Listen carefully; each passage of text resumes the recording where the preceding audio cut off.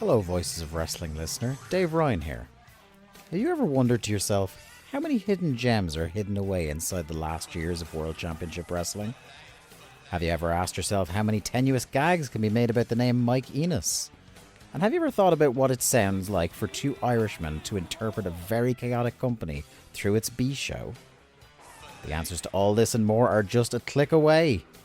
Check out Days of Thunder every second Thursday on the Voices of Wrestling podcast network.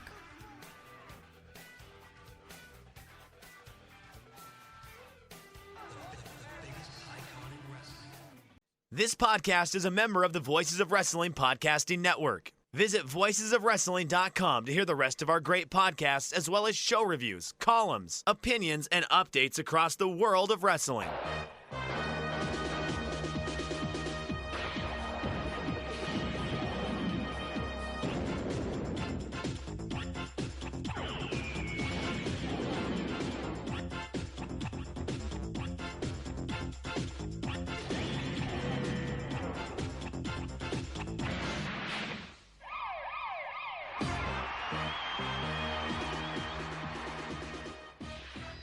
Welcome back to Those Days, a retrospective on Michinoku Pro.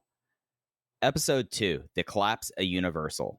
Those Days is a project of Open the Voice Gate and the Voices of Wrestling Podcast Network. You could find us on the Voices of Wrestling Podcast Network feed or on the dedicated Open the Voice Gate feed, anywhere you get your podcasts. You can follow us on social media at Open Voice Gate. If you'd like to donate to the show, click the link in the show notes. It'll take you to our redcircle.com landing site. You click the red box that says sponsor this podcast, and you can set up a one-time or recurring donation. No obligation whatsoever, but we would like to thank all of our previous donors. I am one of your hosts, your old pal, Mike Spears, joined alongside your other host, Case Lowe. In Case, last episode, we laid out the story of how one young great Sasuke went from a small town of Morioka, Iwate, Japan, to Tokyo to start his pro wrestling dream, and how that led to him starting Michinoku Pro Wrestling in 1993. But there's other parts to this overall genesis of Michinoku Pro that we have to talk about today, and a lot of that is the collapse of the Universal Wrestling Federation, or Hamada's Universal, as it's more commonly called in the West.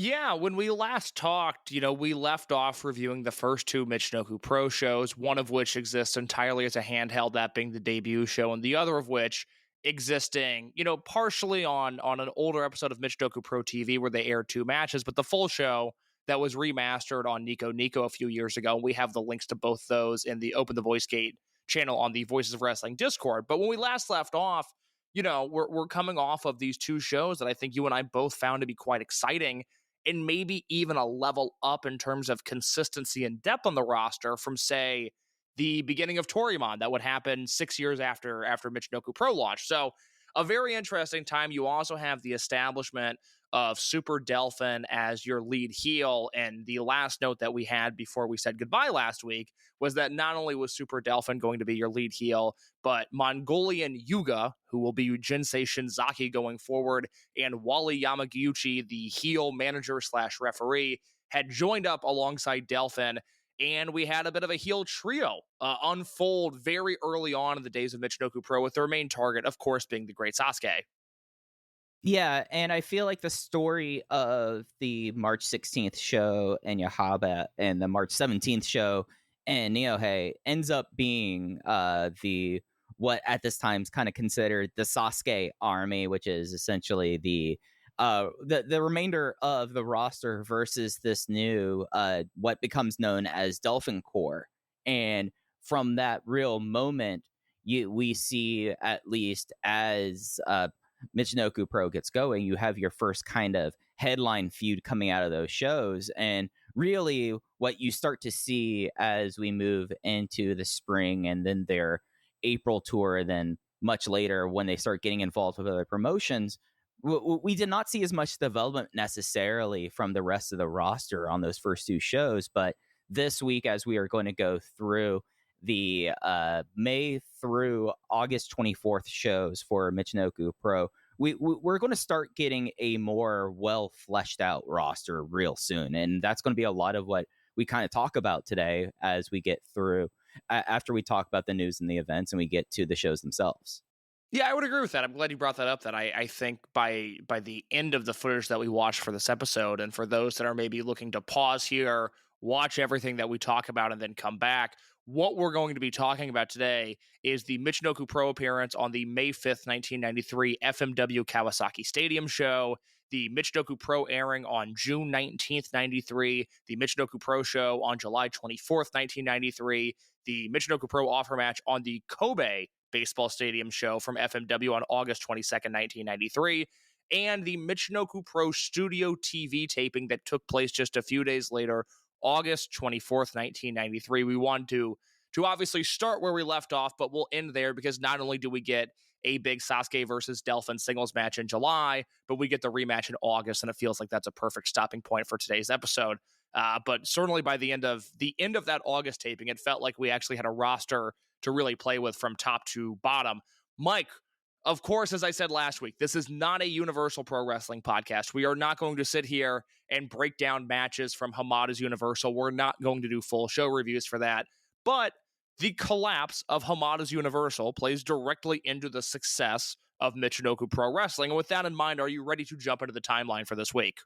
Absolutely. Before we get into the timeline, one thing that we should note as we start, Michinoku Pro was not split from Universal in March of 1993. So when we're talking about people appearing on these Universal shows, essentially the native roster of Universal has moved over to Michinoku Pro, but at least through this moment, they are also still working Hamada's Universal. It was essentially a thing where by this point, Sasuke was considered to have been running the Tohoku branch of Universal Pro Wrestling, and Universal still very much existed. And, you would even see in the earliest Michinoku Pro footage on Gaora on Champ Forum, and we talked about Champ Forum last week and what that show was and how it came to be. It was part Universal at Cork and Hall, and then they would show you a Michinoku Pro match or two. It was a promotion, two promotions that had synergy, if you want to use a corporate buzzword, Mike, two promotions that had synergy. But of course, we have to talk about the downfall of Universal if we're going to talk about the success of Michinoku Pro. Absolutely. If you're looking for a little bit of a modern day equivalent, not completely the same, but in the year 2005, or 25, the situation between 01, Real 01, Tochiki Pro, not dissimilar to what Universal was in April of 1993. Gross. Hey, I'm just trying to pull some things for like modern analogies in case people might not have all of the frame of reference here. No, it's fair. It's just disgusting to think about. But anyways, as we get into the timeline, we jump into April of 1993 with Universal Pro Wrestling continuing to run shows. Michinoku Pro, they start March 16th, 1993 and run essentially their first tour through the end of March. And then in April, Universal comes back. And these are lame duck shows. There's just nothing historical that happens on these shows. There's nothing in particularly great that happens on these shows. But there is a note from the 416 show in Hakata that Dave Meltzer writes about in the April 23rd, 1993 Wrestling Observer newsletter that I do think is worth reading, where Dave says, American rules are starting to take effect in the smaller groups in Japan, as on April 16th in Hakata, Super Delphin defended the UWF Super welterweight belt against Great Sasuke. Sasuke won via countout, and the crowd thought it was a title change, but it was announced that due to the countout, the title didn't change. In Mexico and Japan, since time began, titles change via DQ or countout finish unless they were an American-based title, in which case the American rules are in effect. And then Dave says in parentheses, they were in an angle regarding that in the early 80s when Nick Bockwinkel was DQ'd in an AWA title match against Jumbo Tsuruta, and the crowd all thought that the title had changed because up to that point, it had always been via DQ, but since it was an American title, it was ruled differently. And there's no larger point here, as that is the end of the recap from the April 23rd, 1993 Wrestling Observer newsletter. There's no larger point here other than to say that we are really seeing a changing of the guard in Japanese wrestling at this point. Now, of course, I think the reason that most of 90s Japanese wrestling is remembered as fondly as it is not only, of course, just the all-time great matches, but it was still something that felt far more distinct than what you were seeing in America. Whereas in 2025, I think those lines are blurred a little bit more than people like you or I would like. I think ideally Japan would still look way different than America, which would still look way different than Mexico. And I don't love the global style that is starting to take a stranglehold of wrestling in general. But it is worth noting that, hey, between Universal and Michinoku Pro here, they are making headlines for having a completely different school of thought than All Japan and New Japan before them had. Right. And when you look at kind of the innovations within Japanese pro wrestling and the schools of thought, this was not just a groundswell of change. This was a lot in a series of changes that I think you would see, that you would classify, starting with the Universal Wrestling Federation, UWFI, introducing their rule set as a change and somewhat innovation in pro wrestling in the 80s, moving through to frontier martial arts wrestling with death matches, and how you would also see Big Japan and IWA kind of lump themselves in here. But what we kind of see here, and uniquely with what's happening in Hamada's Universal and Michinoku Pro case, I think that the big change here, and I think it's kind of interesting that it's happening this late, and we will talk about like these changes, especially as it's kind of exemplified over these 4 months we're going to take everyone through on this episode, is you're really starting to see with some of these changes and the wrestling that comes about in the spring and summer of 1993, the strong influence of territory wrestling. And if from what we talked about in our first episode, that lends me to believe that a lot of these kind of innovations come from someone like Wally Yamaguchi. Yeah, I mean, look, there's, we'll talk about it later, but Wally's full on credited with booking Michinoku Pro in the early days, and I know Dr. Lucha has said on record that he is responsible for the Sato versus Super Delphin feud that we'll start to cover in the next episode. But you're talking about Wally Yamaguchi, a guy who is at this point completely connected to all aspects of the American wrestling world, and he starts to get a little bit of power, obviously in Universal, but especially in Michinoku Pro, and you start to see that come to fruition. Now, the thing that happens here as we get into April of 1993 is, one, Universal, I referenced that show in Hakata being on April 16th. This plays into the last episode. That Universal tour was April 9th through April 16th. And as we talked about last time, the native wrestlers, the Japanese wrestlers that were wrestling for Universal, were not getting paid. And obviously, wrestlers on per-date appearances, which all these guys would have been, they can't get paid if they aren't running shows. And it's worth noting again, Universal just did not run a lot of shows, especially post-1991. These tours would get shorter and shorter. The Mexican wrestlers that were being flown in would get paid, but the Japanese wrestlers were not getting paid. And one of the things that Sasuke wanted to do with Michinoku Pro was run a bunch of shows so guys can get paid. So Universal runs from April 9th through April 16th, and then and then Michinoku Pro picks up from there with shows beginning on April 19th. And I would say, and Mike, you correct me if I'm wrong here, and I'll read the passage in just a second, but I think one of the most important things in Michinoku Pro Wrestling history, at least in terms of the ethos of this promotion, happens on April 22nd, 1993. That's right. And I think that when we talk about Daito Morioka and the show that happens on April 22nd, we have to also at the same time talk about how everything really was for Michinoku Pro leading up to this show.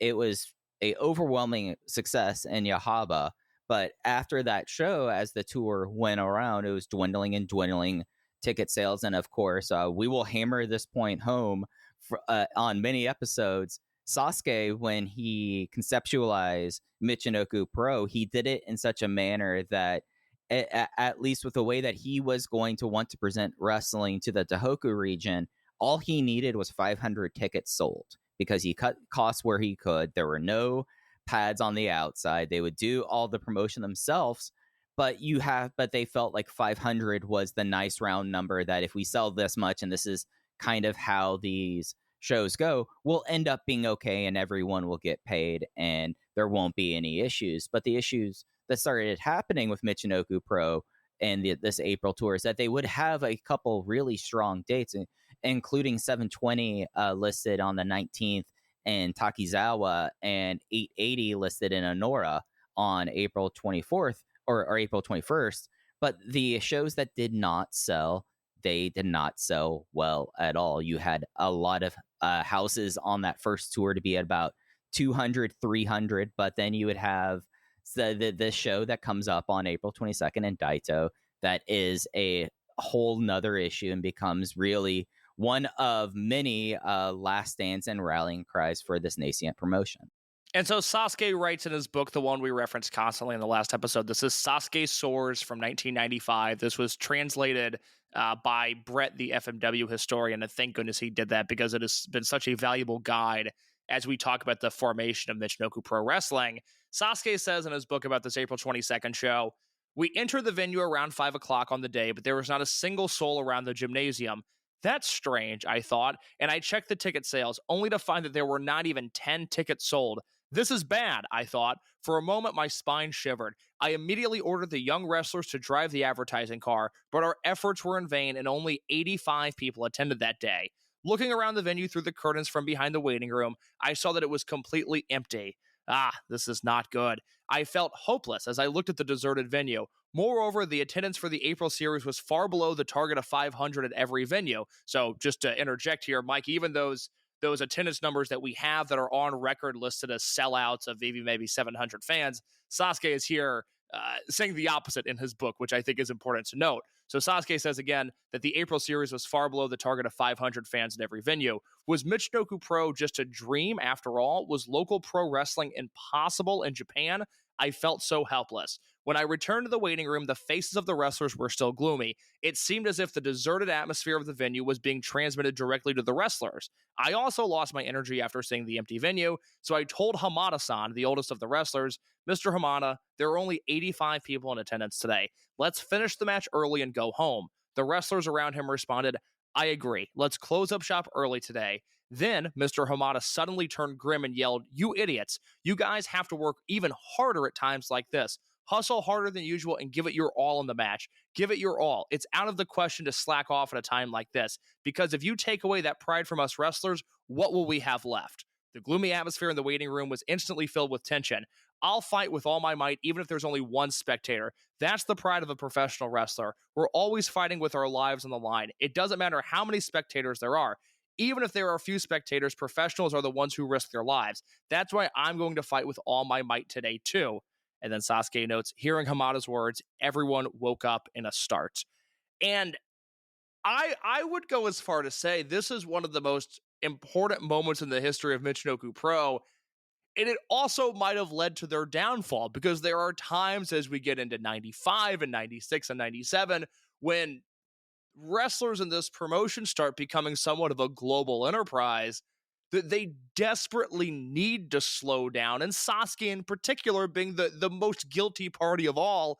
And yet it seems like the story of Sasuke's career is that this guy could never slow down. Now, of course, it also builds in this ethos that leads to the rise of Michinoku Pro in the first place, but a real tale of two sides here. Yeah, and especially when you talk about how Michinoku Pro arrived at that 500 ticket mark case, you're already having a situation that Sasuke talks about, that he was essentially loaned the money by his family, and he's operating out of a shed on his parents' property. The advertising car that he mentions was a gift from his dad's firm that he repaints and makes it like this.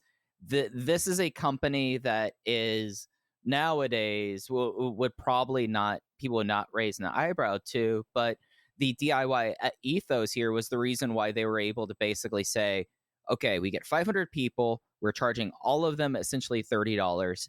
That's going to make these shows worth it. Everyone pays and everyone gets paid, and we all go home. But there is definite downsides to having such of an ethos. And even though, as we talk through 93, 94, and 95, one should really keep in mind the fact that throughout these shows, Michinoku Pro and the wrestling that they're doing, there's never mats at ringside. when we talk especially about the show that happens on July 24th at Mockland, they're wrestling in a parking lot.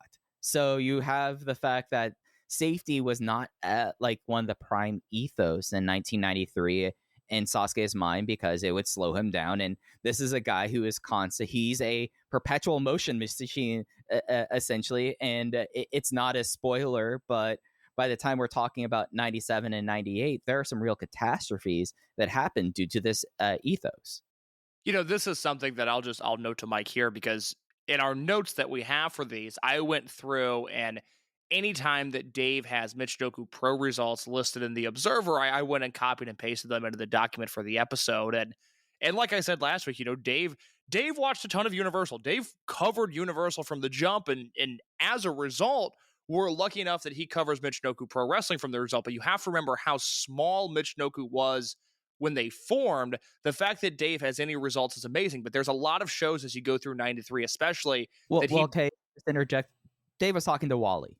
Yes, yeah, exactly. You're exactly right. It's funny. There's a few things as we go along, like the Super J Cup, and then the first All Japan Tokyo Dome that Shinzaki is on.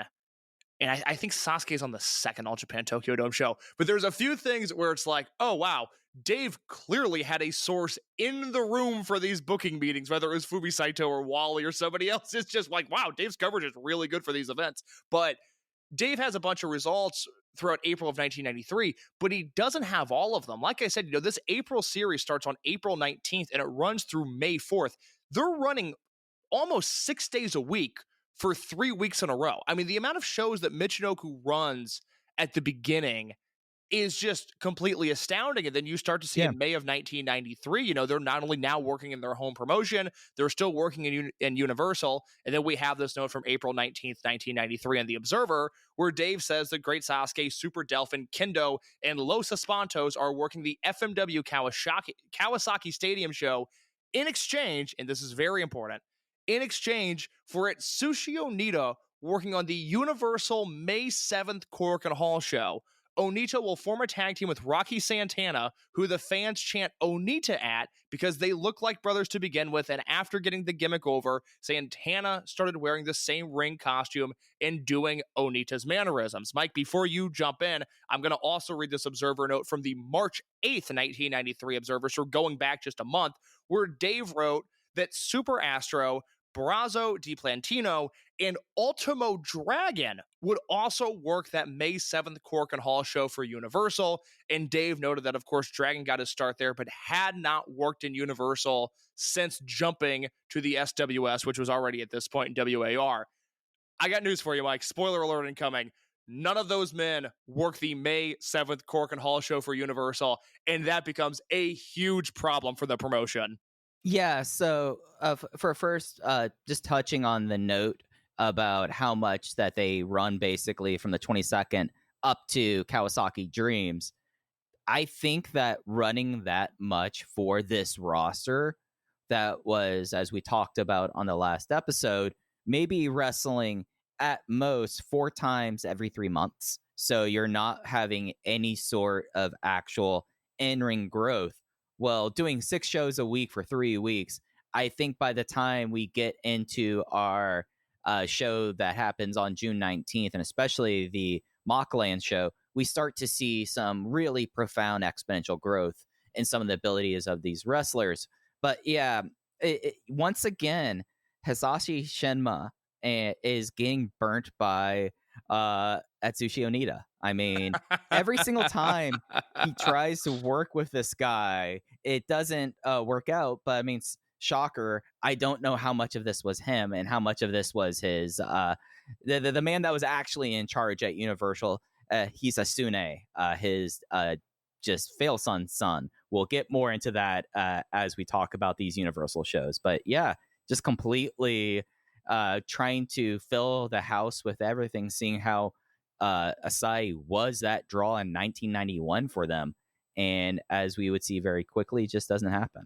Yeah, for Astro and Brazzo and Ultimo, we never really get an update as to what happens. For Onita, we'll have a follow-up for that in just a second, but it's a shame that doesn't happen. In terms of the amount of work that Michinoku was doing in the early days. I mean, Mike, we saw it with Toryumon. We see it with Dragon Gate today. Why do you think, and we recorded this in March of 2025, why do you think Akihiro Sahara is getting as good as he is so quickly? Because he's always wrestling. And that is, something that I would assume that, Sasuke learned in Mexico, that Ultimo learned in Mexico. And when they started their promotions, they certainly made sure to instill that work ethic in their roster. Two other notes here from the March 8th, 1993 Observer. These are things I specifically held off on to talk about on this episode instead of the last one.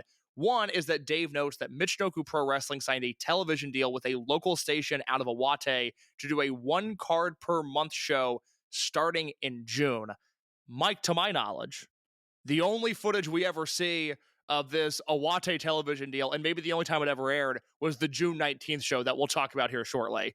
Yeah, so this was Iwate Cable Broadcasting. This was one of the many TV stations that showed up to Yahaba on that opening show. It seems like that this was also a show that their radio branch was also doing like live play-by-play for. Which is awesome. I would love to bring that back.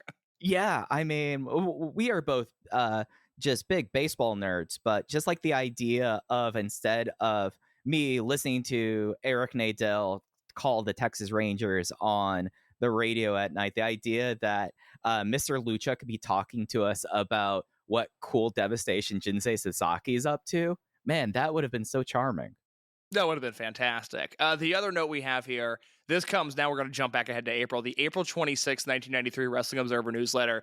This will be an ongoing storyline in this series, especially in 1993 and 1994. And before I read this, I want to make it abundantly clear, because we're recording these shows in 2025, and this is something that feels important to note.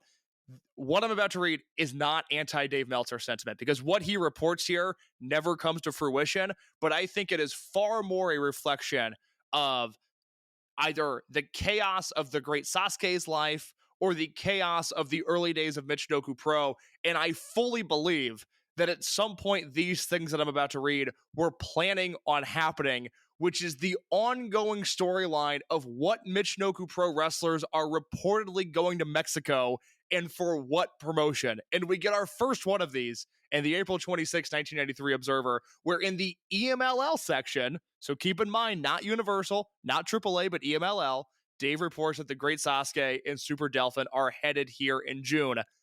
Mike, they do not head there in June.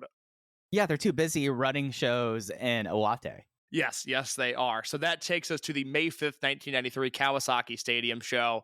This is... I don't know what your level of familiarity is with FMW, especially around this time period. I know very little about it, but I know that 5/5/93 has to be considered to be one of the most important events in Japanese wrestling history, put on by a non-New Japan, All Japan, or Noah type promotion. Yeah, I mean, when you talk about 5/5/93 and how F&W was able to get about 40,000 people in the stadium, it becomes one of the real, other than what New Japan and All Japan was doing, this kind of made Golden Week shows, at least special big shows, into a big thing. And in your main event of Atsushi Onita going up against Terry Funk in 1993 was such a huge and relevant match for how that Onita presented himself, and then how really Terry Funk was transitioning from the end of that WCW run into his middle-aged and crazy hardcore run. But that wasn't just all of it. My overall F&W experience case is almost completely links to the Dragon system, to be quite honest. I've seen some of the Onita exploding barbed wire matches, and for me, and I think that longtime listeners of mine would know, like, just with like my sentiments and what I usually really enjoy, FMW was never necessarily the promotion for me. But you already see, though, I mean, with Onita and how strongly he ends up becoming like this presence.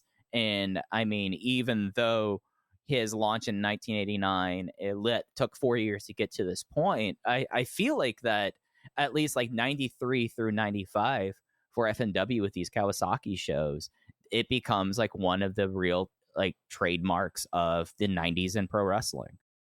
And I think it's a huge seal of approval for Michinoku Pro to work in front of all of these big crowds that they did for FMW that year, and to work in front of a promotion that was covered so intensely by the Japanese press at the time. And that is really something that we'll talk about here in either an episode or two when there's a Michinoku Pro and FMW collaboration in Cork and Hall, where there's a very famous photo of Jinsei Shinzaki that makes the rounds and is a fold-out poster in a magazine, and it's like, oh my God, who is this guy? What is he doing? And that coverage happens because they're working for FMW far more so than at the end of 1993 just being Michinoku Pro wrestlers.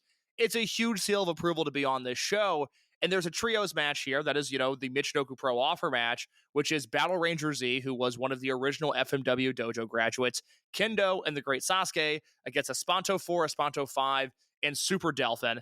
There's a few versions of this match out there. There's a handheld of this show that is the entire show. Nothing's cut. You can go ahead and watch that.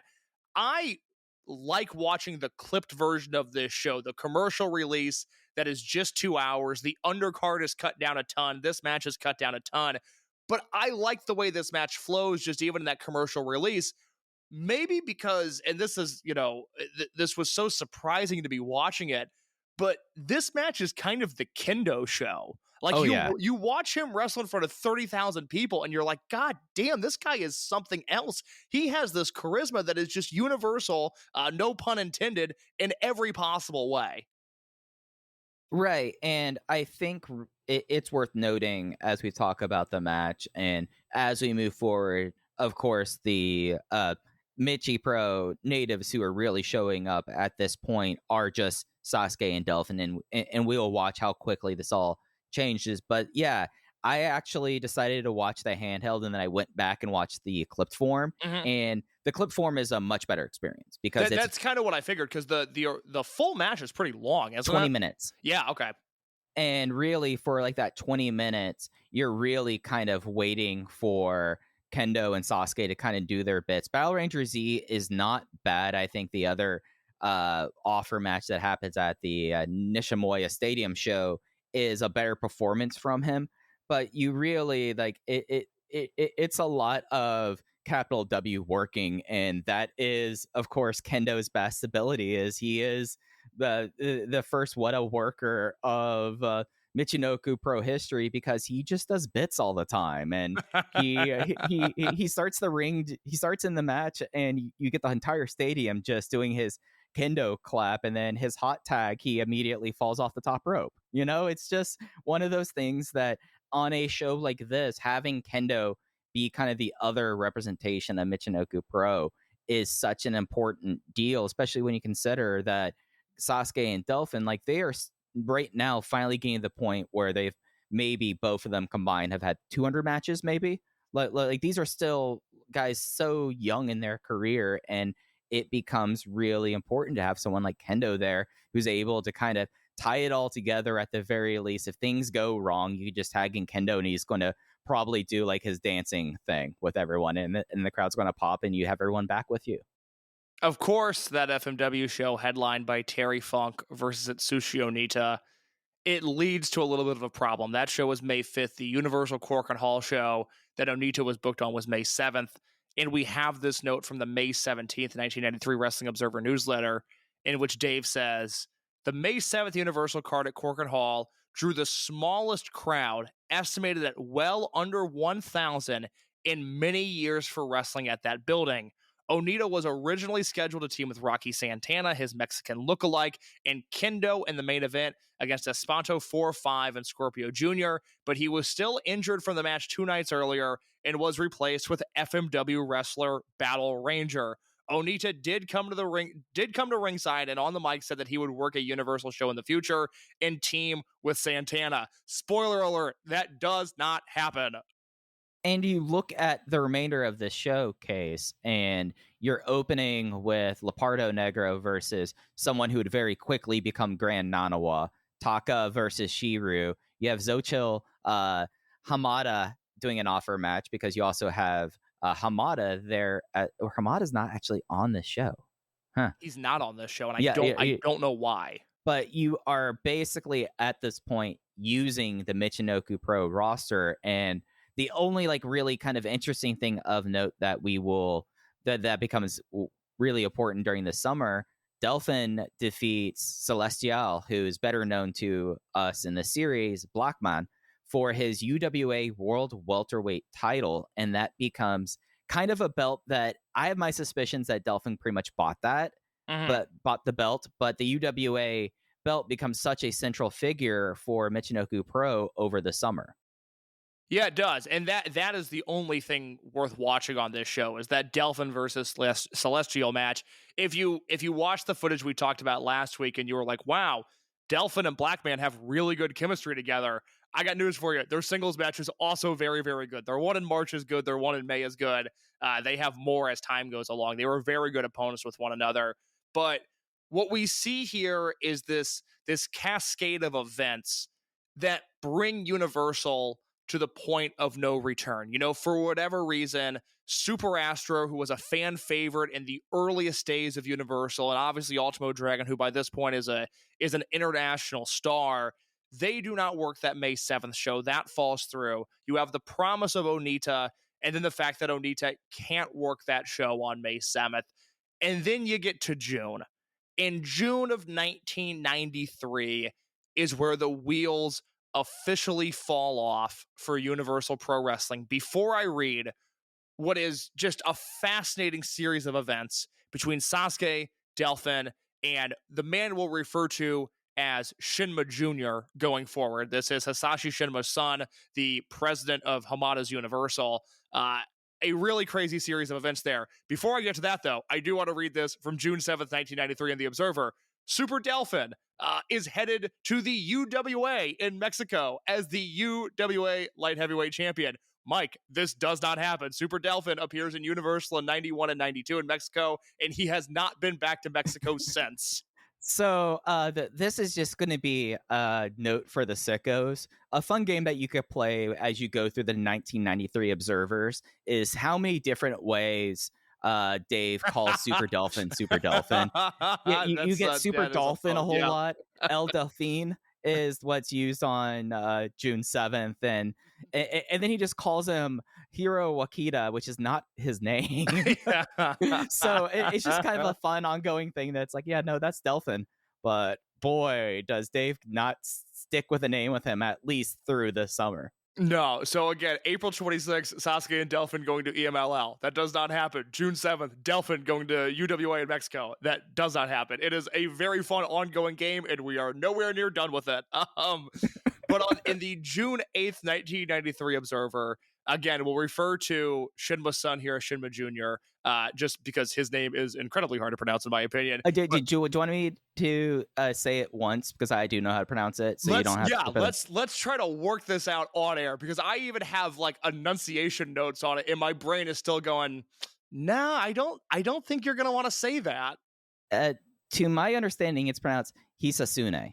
Hisasune. All right, we're going to give that a shot. So the June 8th, 1993 Observer, Universal President Hisasune Shinma announced at his group's 6-4 card at Korakuen Hall that the promotion will be folding after the August 14th Korakuen Hall show. Many of the Universal wrestlers will continue to tour northern Japan with Michinoku Pro Wrestling. However, the Lucha Libre style won't be in major cities like Tokyo and Osaka any longer. So what we have here, this is important to note, there's going to be a few dates and times that get lost due to history and get a little confusing. So what we have here, just based off of what I read, is Shinma comes out at the June 4th Universal Pro Wrestling show in Korakuen and says, hey guys, it's been a good run, but Universal is closing in August.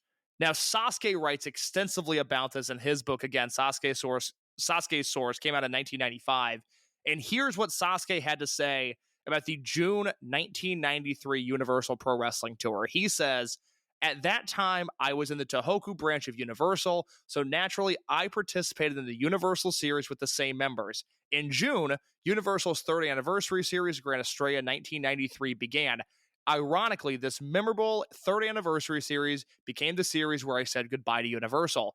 In the June series, as usual, the fees for us young Japanese wrestlers were not paid. Delphin and I had finally had enough and told the president of the company, if we don't get any more pay, we won't be appearing in Universal anymore. Michinoku Pro can do well on its own. The president of the company was worried, but he replied in a raspy voice, okay, you don't have to appear anymore. So Delphin and I were absent from the middle of the series. And for anybody confused, series translates into tour, what we would recognize as the Universal Tour. Sasuke continues. However, on the day before the final match of the series in Korakuen Hall on June 4th, President Shinma changed his attitude completely and begged us to appear, saying, I'll pay you the fee for tomorrow's match in advance, so please appear at all costs. Since Hamada had also asked us, can you please appear to save face, we had no choice but to agree and decided to appear at that match. However, we were basically prepared to never appear in Universal matches in the future unless we were paid our previous fees. At the Korakuen Hall event on June 4th, something strange happened. After the opening ceremony, President Shinma suddenly announced the dissolution of Universal during his speech in the ring. The announcement said that Universal Pro Wrestling would take a break after August 14th. We were shocked at how abrupt and irresponsible it was. At the local venue for the final show, we had a discussion with President Shinma about the payment of the overdue fees. We asked what will happen to the accumulated wages. However, no matter how much we talked, we could not get a satisfactory answer. In the end, the talks were abrupt and ended abruptly. We had planned to talk again after the show, but Mr. Shinma left the venue in the middle of the show and returned to Tokyo. We were angry at his irresponsible response, and at the same time, we felt like giving up. After the show, I stood in front of the waiting room and told the media everything about the internal affairs of Universal. Up until now, Universal wrestlers had not been paid. This would be the last time I would step into the Universal ring. From now on, I officially declared in front of the media and fans that I would be working with Michinoku Pro. Later, Mr. Shinma retracted his announcement of the dissolution of Universal, but that didn't matter. Through our discussions with Mr. Shinma, we learned one thing for sure. It was a fact that Mr. Shinma had no ability to pay the wages, nor had any sincerity in supporting the wrestlers. After the June series, we officially became independent along with most of the young wrestlers from Universal. At that time, all the wrestlers currently in Michinoku Pro were officially affiliated with Michinoku Pro. Yeah, so I think there are several things we should kind of point out about this. Throughout the book, and of course this is Sasuke's perspective of it, he does not mince words at all about Shenma Jr. It becomes very clear that the issue and the thesis that we laid out to Universal's downfall and why it led to Michinoku Pro was the not running enough dates, and the dates that they ran were in venues and in markets that would basically just pay for the foreign wrestlers. There would be like successful shows outside of Tokyo, such as on this tour, they had a sellout in Osaka listed at 1985, but it's worth noting you had a main event there of Super Dolphin in Osaka. Already a huge local draw in that area. But by 1993, at least when you're talking about people like Delphin and Sasuke, it's 2 years of lost wages. So when the story of Universal usually gets talked about, it is, okay, Hamada's promotion that he brings in all these Mexican wrestlers that does pretty well, does but most well when Yoshihiro Asai is around. But as soon as Asai goes, everything goes to shit and everyone leaves to start Michinoku Pro. Case, would you say that at least up until now is the misconception about Hamada's Universal? Well, I think it's been perceived as the truth. Now, I don't necessarily agree, and this is where I can't tell where you're at. I don't feel like there's historical vitriol pointed at the direction of Hamada saying that he's the one that screwed this up. I do think, because he is the public-facing promoter of the promotion, that people go, well, okay, Hamada must have done something, thus the promotion failed. I don't know if people necessarily have curled up their fists for 30 years and went like, but man, that guy really fucked up this promotion. But it is a promotion that petered out very similar to Dragon Gate USA. Yeah, but the big point is that Hamada is the person that when people would point fingers for the promotion, since his name was attached to it, it was his weight around his neck. Yeah, and especially because common wrestling logic would tell you that if you know that Asai left the promotion because he wasn't getting pushed hard enough in his mind, that it was likely Hamada being the one to throttle him. And as I learned writing about Hamada, shortly after his death, that it was the heat between Asai and the promotion was heat between Asai and Shinma. And Right. that every time Asai would go to Shinma and say, like, I'm not getting paid enough. I'm recruiting these wrestlers with my popularity. I should be pushed more. Shinma would turn around and go, Hamada, you're in the main event. We're going to keep on pushing Hamada. And that is what led to Asai leaving Universal in the first place. Right. So Hamada, and when I say like people like shake his fist, this is the thing that's always brought up about his Hall of Fame candidacy is the failure. And I think that at least there is that difference really between the international coverage of Universal where Hamada is kind of tagged to it.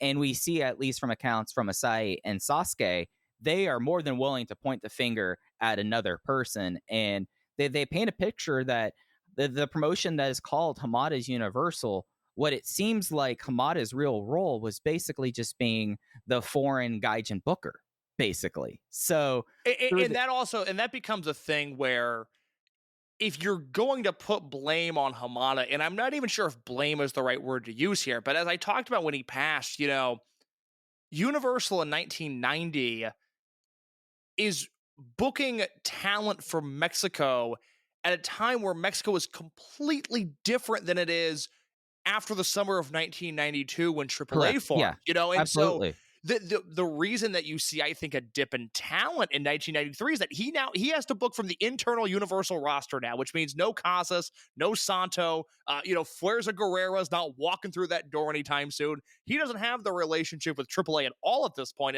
and has a very, very loose relationship with CMLL, but he's now forced to deal with the pickings of a Universal promotion that is dying on the vine in Mexico as well.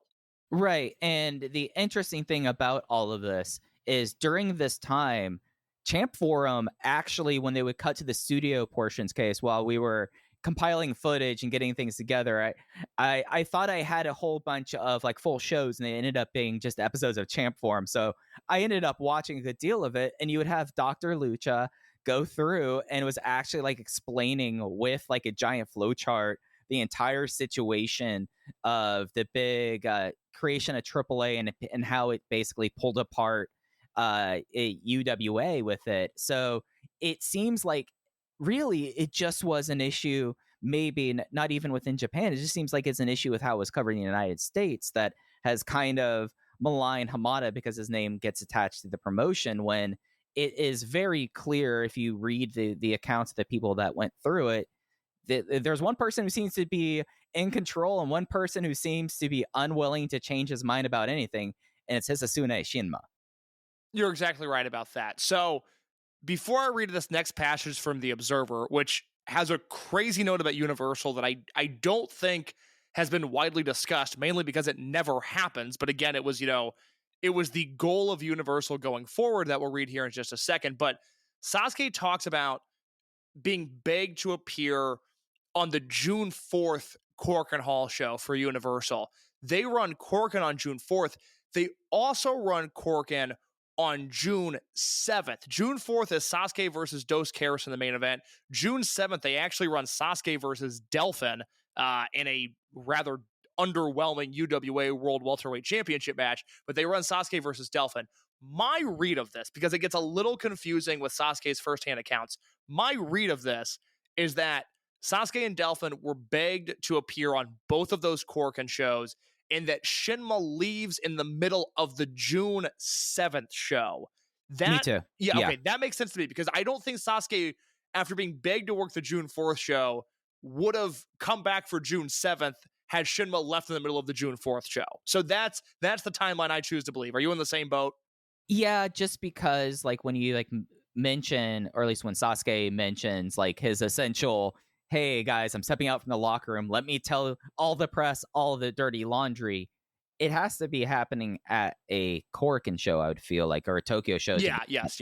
Because they run I think they run Chiba on June 5th, but that's it's a nothing Universal house show. Yeah, and even though Chiba is within the greater megalopolis, I mean, it would not have had the effect that his announcement made. So it has to have happened at Corkin Hall, and with how the schedule is, that just points to the show that Shinma bounced from has to be June 7th.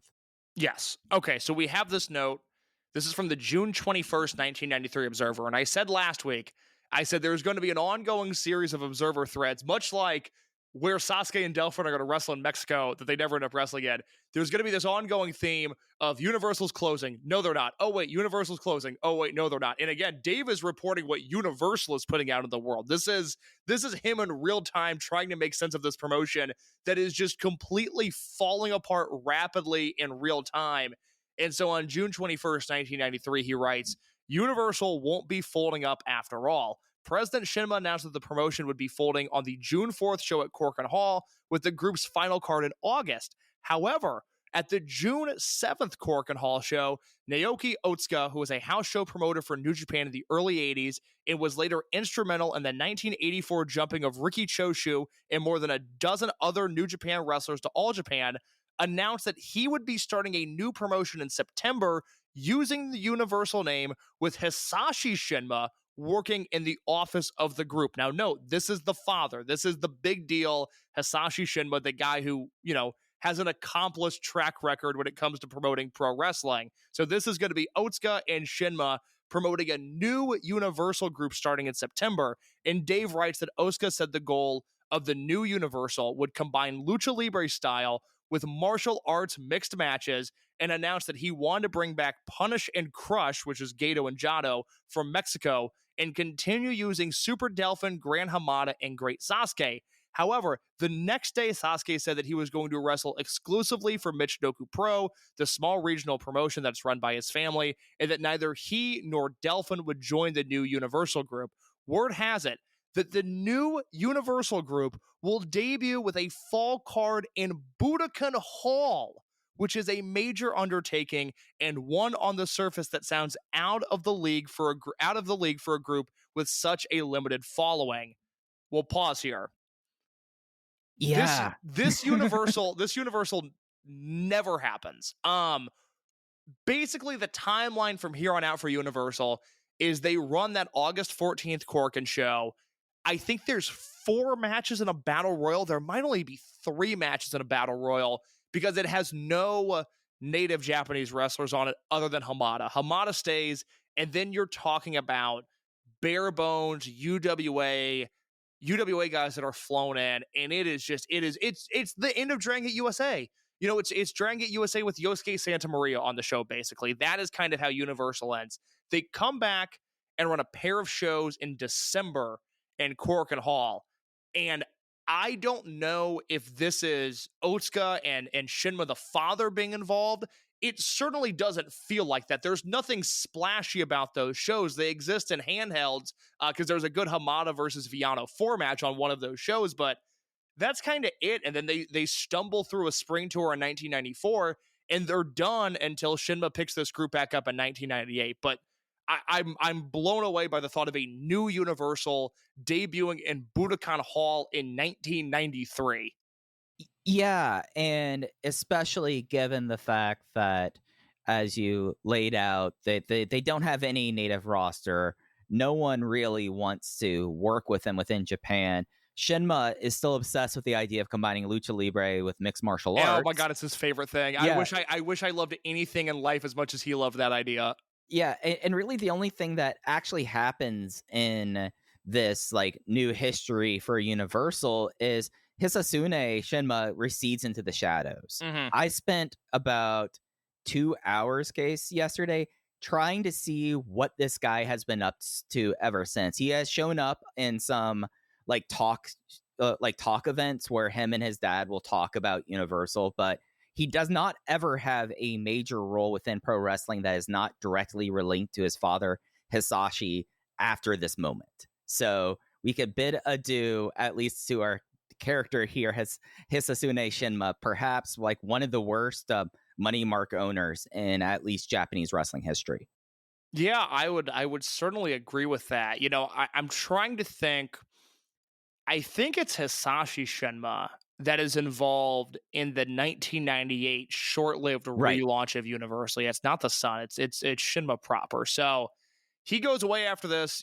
I mean, he's such a, I don't know if mysterious figure is the right word. He's such a non-entity in the history of pro wrestling that a lot of people think that Hisashi Shinma was the point guy for Universal, when in fact it was his son who just did nothing after this. Right, yeah, and I think that's also the thing that the Hamada issue earlier, you kind of have two elder statesmen that I think it is natural within the pro wrestling industry that you kind of look towards, and instead you actually have what people in the bad social media accounts say is happening with AEW, basically. Yeah, that's a good point. Dave would continue. We'll finish out here the June 21st, 1993 Observer. This is sort of the end of Universal, and I'll look at the state of Japanese independence before Michinoku has what is a pretty strong summer of 1993, in which Dave says he's talking about PWC, which is Pro Wrestling Crusaders. He says PWC is also said to be in trouble, and there was already talk that George and Shunji Takano will join Universal, although Shunji's size, 6'7", 330 pounds, is ridiculous to try to work in the ring with luchadors, and that Shinma and Otsuka are trying to get a talent trade agreement with FMW. Case, are you ready for Mike's Tangent Corner for this episode? Folks, get ready, because Mike is ready to go on a tangent. All right, Case. What is Pro Wrestling Crusaders? Well, it is a splinter promotion that actually so happens to be one of the direct descendants of, or the direct ancestor of DDT Pro Wrestling. You have people from that promotion, Shinshiro Takagi and Nosawa Rongai, go and start DDT. But how do we get to Pro Wrestling Crusaders? And how does this relate to the overall Japanese wrestling economy and world? Case, we need to address Super World of Sports.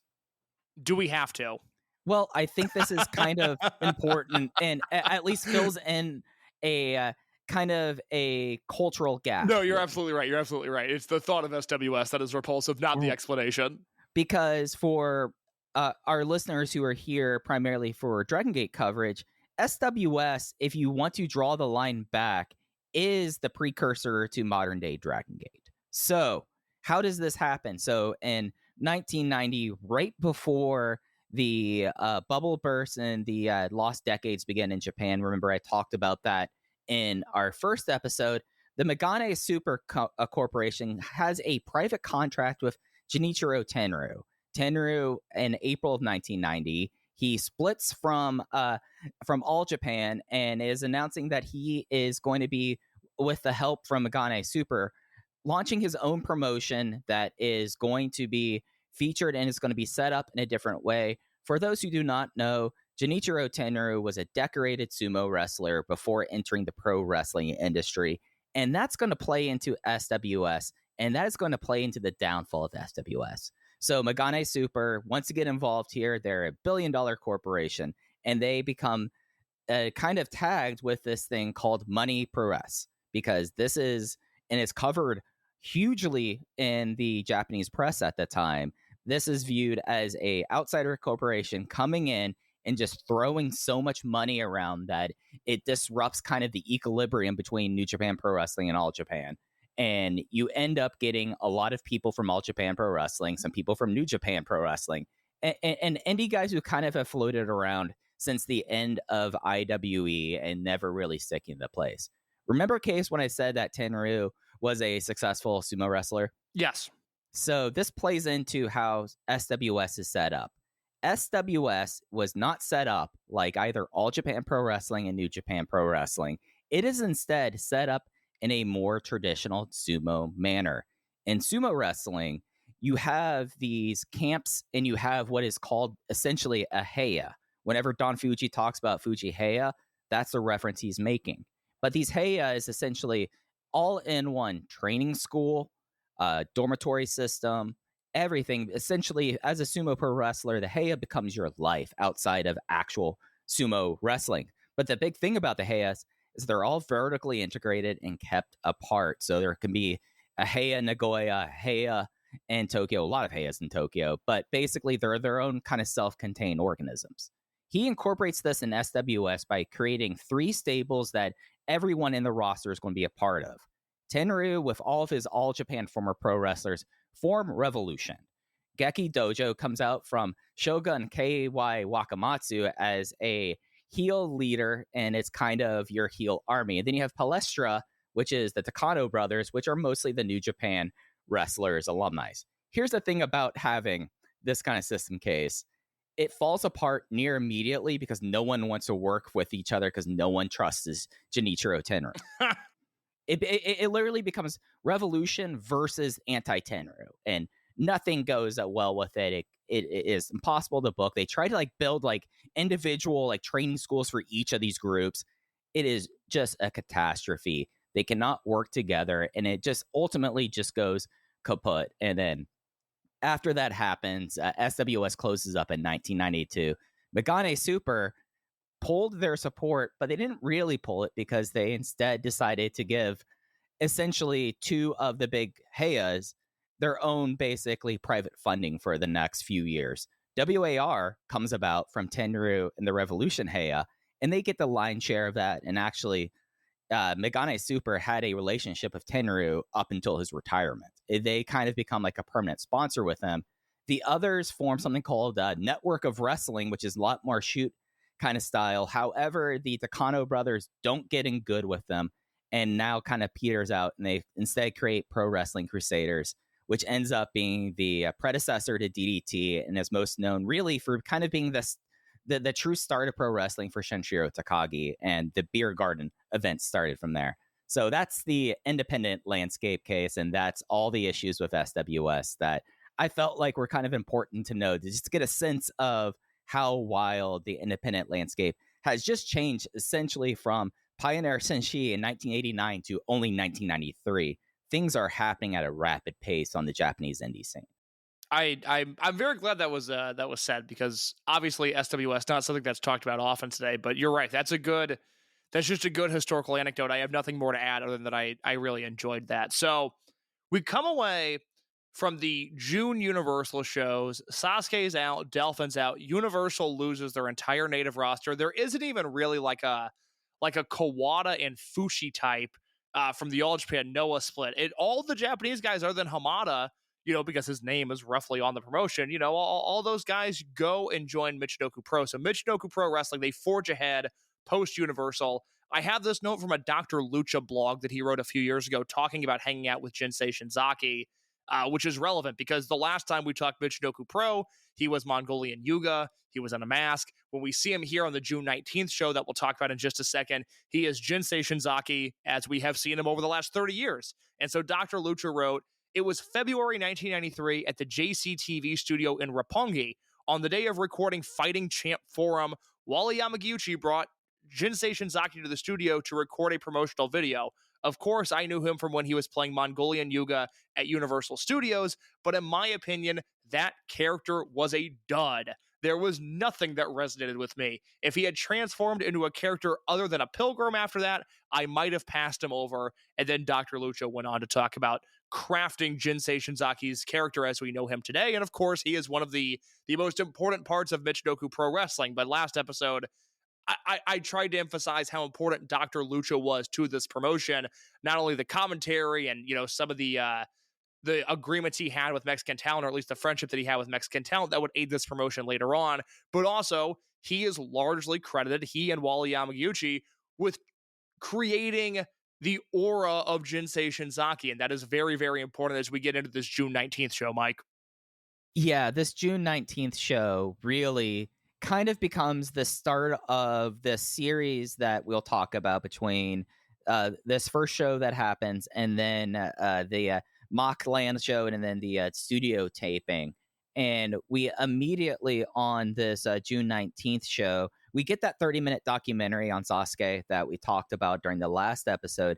And our first matches we have are the Michinoku Pro taped introductions to one Jinsei Shinzaki. He has a series of matches, one against Akihiro Yoneyama, better known today as Yone Genjin, and one against Shiryu.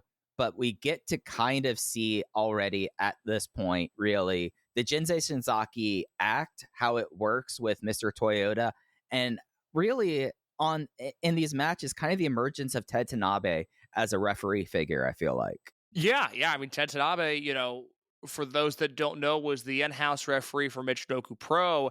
When Michinoku Pro and Osaka Pro split in 1999, it becomes, a version of Dragon Gate and Glit, right? Everybody's persona non grata, with the exception of Ted Tanabe, who would continue to referee both Michinoku Pro and Osaka Pro because he was so beloved by everybody. And we see him with Wally Yamaguchi as now a heel manager in Mr. Toyota. You see Ted Tanabe come into the frame, and he becomes, a very important figure in Michinoku Pro going forward. Right. And I think that by the end of the summer, we kind of have the established kind of Michinoku brain trust that I think that figures like Yamaguchi and Dr. Lucha kind of got forgotten over the years, and said, in a way, I think Shinzaki himself, but of course he takes over a management role in the promotion, kind of like assumes that role that at least in 1993, you have these two who are very clearly kind of the people that are Sasuke's 1 and 2 kind of creative presences, and people who would have been in the room for all the conversations. Yeah. And so, this June 19th upload is very interesting because the first half hour is a documentary on the start of Michinoku Pro. Again, this is not Gaiora Chant Forum. This is not Samurai TV Battle Station. This is a broadcast from Owate Broadcasting. And we talked in the last episode about how strong the local press was during the early days of Michinoku Pro, because it was a novel concept to have localized pro wrestling even in 1993. I mean, they were the first to do it. And so you get this upload that is an hour and 20 minutes, with the first half hour being a documentary on Michinoku Pro. And then once you jump forward to the June 19th show, you get Jinsei Shinzaki killing men. And I was unprepared for just how much I would enjoy this. Not only the back-to-back squash matches against the two aforementioned wrestlers that you named, but the post-match brawl with Terry Boy that sets up a match. Smoke. Oh, he wants the smoke. That sets up their match for July 24th. But as I talked about last week, for as much Michinoku Pro as I've watched and that I love, I feel like I have two blind spots in big, great Sasuke singles matches and anything that Jinsei Shinzaki did in this promotion, because historically I've leaned towards at least thinking that I am not a big Jinsei Shinzaki fan. I will tell you for the rest of this episode 2 of Those Days, I'm a Jinsei Shinzaki fan. He is so dominant. He is so imposing. This character is so interesting in the way that he maneuvers around the ring. I think in the June 19th show, in the July 24th show, and in the August 24th show, he does nothing but hit home runs. Yeah, this really, for him, he had a little bit of the universal background with it, but I feel like the big story that we will be talking about throughout this episode is the massive exponential growth of these wrestlers, and Shinzaki might be the biggest example of that, because just adding the aura of the religious pilgrim, his invulnerability, and even his interactions with Tanabe and Toyota, aka Wally Yamaguchi, throughout this, you have like one of the more compelling acts in this promotion. And by the end of this episode, you immediately kind of see what his kind of position is and how he differentiates himself from anything else. And my God, Terry Boy was the person on our first episode of Those Days that I think I was significantly lower on than you. Just the Terry Funked act was not necessarily hitting with me. But throughout the show, or really when we start talking about Mockland, he has probably been, like, episode to episode, the person I've enjoyed the most more from the previous one. Just such a fun angle on a show that has a bunch of fun angles on it. Well, let's continue talking about him then, because I can summarize the rest of this pretty easily. Basically, all you need to know on this June 19th show, from entrance to post-match angle and blow up and everybody leaving the ring, it's 10 minutes long, where you see Shinzaki against Yonakawa, and then Shinzaki against Shiryu, and then the post-match brawl with Terry Boy. It's almost 10 minutes on the dot. It is such an effective 10 minutes. It makes you question why wrestling is as hard as it is sometimes, because in 10 minutes, I understood everything. I needed to know about Jinsei Shinzaki. After that, there's a Super Delphin versus Taka Michinoku match. It's fine. It's, a pretty pedestrian affair between two guys that would go on to have better matches. And then the main event is Sasuke and Kendo, because you got to remember at this point, this would have been really at the tail end of Universal paying half the fee for these Mexican wrestlers to appear in Michinoku. It's Sasuke and Kendo against Los Villanos, Villano 4, and Villano 5.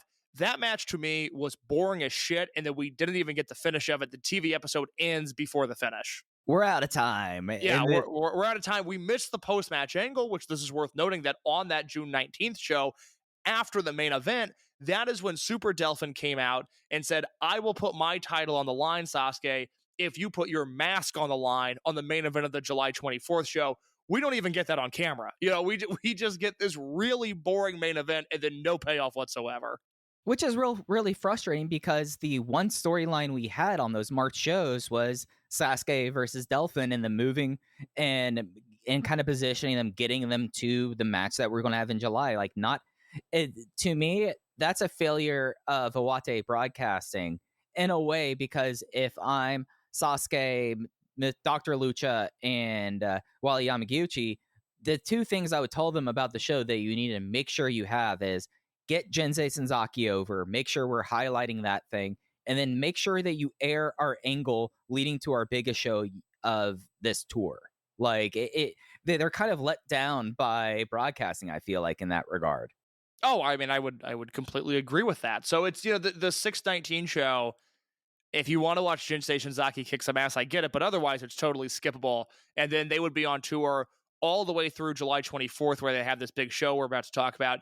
The only note in the Observer that I'll mention before we get to that is on July 12th, when Dave reports that Michinoku Pro would run its first Tokyo card on August 23rd at a smaller venue than Corkin Hall in the same Corkin Mall complex. Now, Dave might have meant Hall complex now that I read that out loud. Yeah, he means the Tokyo Dome City Hall complex. Yeah. Yeah, which is a TV studio, which again, Wally Yamaguchi at it again. Let's do studio wrestling for Michinoku Pro. Yeah. And boy, we will talk about that in a moment. But Case, it becomes clear that, at least for a great Sasuke, this second show in Morioka, this one that's actually outside at an amusement park, feels like, at least for him, one of those big last stand moments that we've gotten to see, where like this felt like a show that very much for them was the big intent and purposes. And I think part of that, and Sasuke writes about this becomes the first Michinoku show without any luchadors on it. That's right. So it's very long-winded in his book, so I won't read it verbatim, but all you need to know is that, they officially split from Universal, but Sasuke realizes that there's not a ton of wrestlers, and the wrestlers that he has, are not fully formed by any means. Taka Michinoku means nothing. Shiryu means nothing. And also, they're not the wrestlers that they would end up being. So Sasuke reaches out to Hamada and asks Hamada for help in booking Mexican wrestlers for the July tour. Hamada, and this is very important to note, agrees and says, we have no heat. We're all good. Essentially, your issue is with Shinma. I'll see what I can do. And then that falls through in part due to what the Mexican embassy in Japan or the Japan embassy in Mexico not holding up their end of the bargain and being unable to get the paperwork needed to get Mexican wrestlers in for this July 24th show. So it ends up being, outside of Wellington Wilkins, an all Japanese Michinoku Pro show, and the very first one at that. Yeah, and this becomes known as Lucha Fiesta Summer 1993. It's from the Mock Land parking lot in Morioka, Japan. Case, the version that we have and that we were able to watch comes from a commercial tape that was released. It has to have been released like much later, because there are references like Super J Cup and stuff with that. But I think it's time to get into this really important July 24th show. Yeah, the one thing I'll note is on the commercial release. So there's a version of this out there that has Sasuke versus Delphin and I think Terry Boy versus Shinzaki. Yes. So there's a version out there that has Sasuke versus Delphin and Shinzaki versus Terry Boy. It is from a Champ Forum episode in which they share coverage with the July 7th Wing Show. That's right. This is, but like this, this we talked about the origin of Champ Forum last week, and a lot of the early Michinoku Pro footage shares a slot with Universal Pro Wrestling, or maybe some FMW. I might even be misremembering that, but you get this giant Michinoku Pro show, but they don't air the full thing. It's not like Torimon Vamonos Amigos where they got their own spot. This is instead, here is half of a wing show, and here are the two matches from this big Michinoku Pro show. The downside of the commercial release is that it seems pretty obvious to me that they recorded commentary in post much after the fact, like you said. And to record commentary, they just brought down the master level, which would have been the crowd, and then just talked over the crowd. So the crowd is very hard to hear, which is a bummer. The commentary is very loud, but I also like having HD Michinoku Pro footage. So, you take the good with the bad. Yeah, and I think that this commercial tape, you do kind of get to see at least a thesis of what a Michinoku Pro show would be in 1993. It's outside. It has people just all on the same level in seats, and you get these guys kind of come out from the crowd into the ring. At some points, there are fireworks, but not in the Onita kind of way. But this show is also really important because we get introductions to not just Wellington Wilkins Jr., kind of the known North American on this roster for the next few years, but we see already that Yoshiko Kimura is now re-debuted as Grand Nanawa to start off the show. That's right, and you mentioned this show being outdoors. I'll read this last excerpt here from Sasuke Soares, in which he says, and a lot of his book, he talks about how meaningful this show was, because had it not gone well, Michinoku Pro likely wouldn't have survived much longer than they did, because not only was this the first show that they promoted to crack over 1,000 fans, but also he notes in the book that after this show, there was an immediate uptick in ticket sales. So Sasuke writes in his book, July 24th was the day that Michinoku Pro's survival depended on. When I woke up in the morning, I looked up at the sky with a prayerful feeling. Unfortunately, a typhoon was approaching that day. If the typhoon had hit Tohoku directly, all events of the day would have been ruined. However, the heavens were on our side for this small group. Although gray clouds hung low and heavy, we managed to avoid the worst case scenario. Ticket sales were good, with 500 advance tickets sold the day before, with same tickets selling out the day within an hour before the matches started. So good news here from Sasuke, their biggest show up to this point. And Mike, I hand it to you to talk about July 24th, 1993, Michinoku Pro. So one thing that we haven't really talked about with these early Michinoku Pro shows is that the standard touring show always starts out with everyone coming out for in the ring and introductions. That is usually where you would have gotten, at least in March, outside of the unmasking angle, the interactions between Delphin and Sasuke. But here, a mysterious guy comes out to trash talk Akira Yoneyama. He ends up being Shigekazu Tajiri, and that leads us to a Shiryu promo and immediately into our first match of Lucha Fiesta. Grand Nanawa versus Shiryu, and Nanawa wins with the grounded octopus stretch after Shiryu misses a swanton. This match was a little bit frustrating in a way, but it was a real kind of strong introduction to the character that we would see a lot of for the rest of this episode and throughout the series in Grand Nanawa. Yeah, we will see many better Grand Nanawa matches than this one also. Let me tell you, this was a long 13 minutes in my opinion, him and Shiryu. Yeah, there was one real bad dive that just looked real awful because the fact that they are landing on asphalt. Yes. to just keep that in mind, the asphalt thing. It won't play as much into our next match, Wellington Wilkins Jr. versus Nahiro Hoshikawa, in what was billed as a points match. Wellington Wilkins Jr., the former UWF wrestler, he just kind of runs through this guy, and this is what we're kind of stuck with Wilkins for the next little bit. So Wilkins is going to be an interesting one the more footage we watch, because I think if you've ever spent any amount of time watching Michinoku Pro footage, he's a guy that obviously he comes up. He is a mainstay in Michinoku Pro for a very, very long time. He starts wrestling here in 1993. He works Michinoku Pro through the end of the decade. Through 1999, he is there. This is his home promotion. This is where he always is. I have no real experience with his work. He's never a guy that I've taken time to stop and Same. watch and, to figure out, necessarily what his deal is. Now, for those that don't know, he was a wrestler out of Minneapolis who would have come up alongside Jerry Lynn and Sean Waltman, if I'm correct in that. I believe I'm correct in that. Yeah, and he would have been their kind of compatriots as they did Universal Lucha Libre tours, whereas he was doing like UWFI and Fujiwara Gumi. Yeah, he's, and he even worked a little bit of SWS too. I mean, he's a full-on shoot style guy who just happens to wind up in Michinoku Pro and just never leaves. That's almost the way you can describe it, is he happens to wind up in Michinoku Pro and he never leaves. And so my initial impression of him, look, this is an exhibition match with Hoshikawa.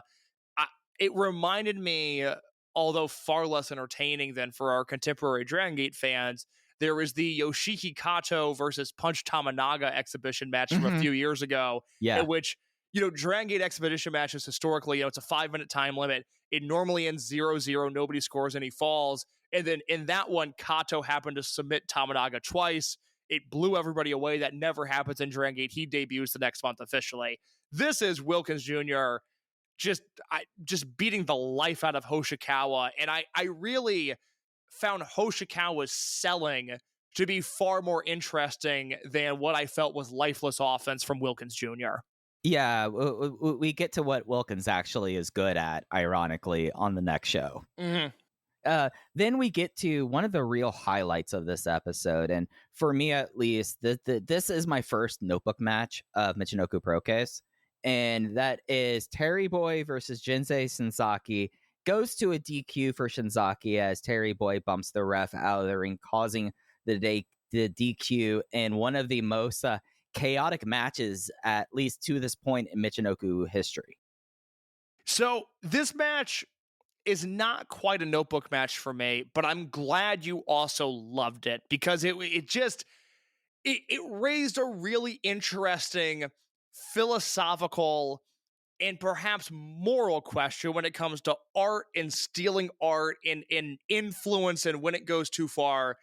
Because I watched this match and I watched Jinsei Shinzaki wrestle Terry Boy, and I thought, would wrestling just be in a much better place if more people were doing deliberate Terry Funk ripoff gimmicks?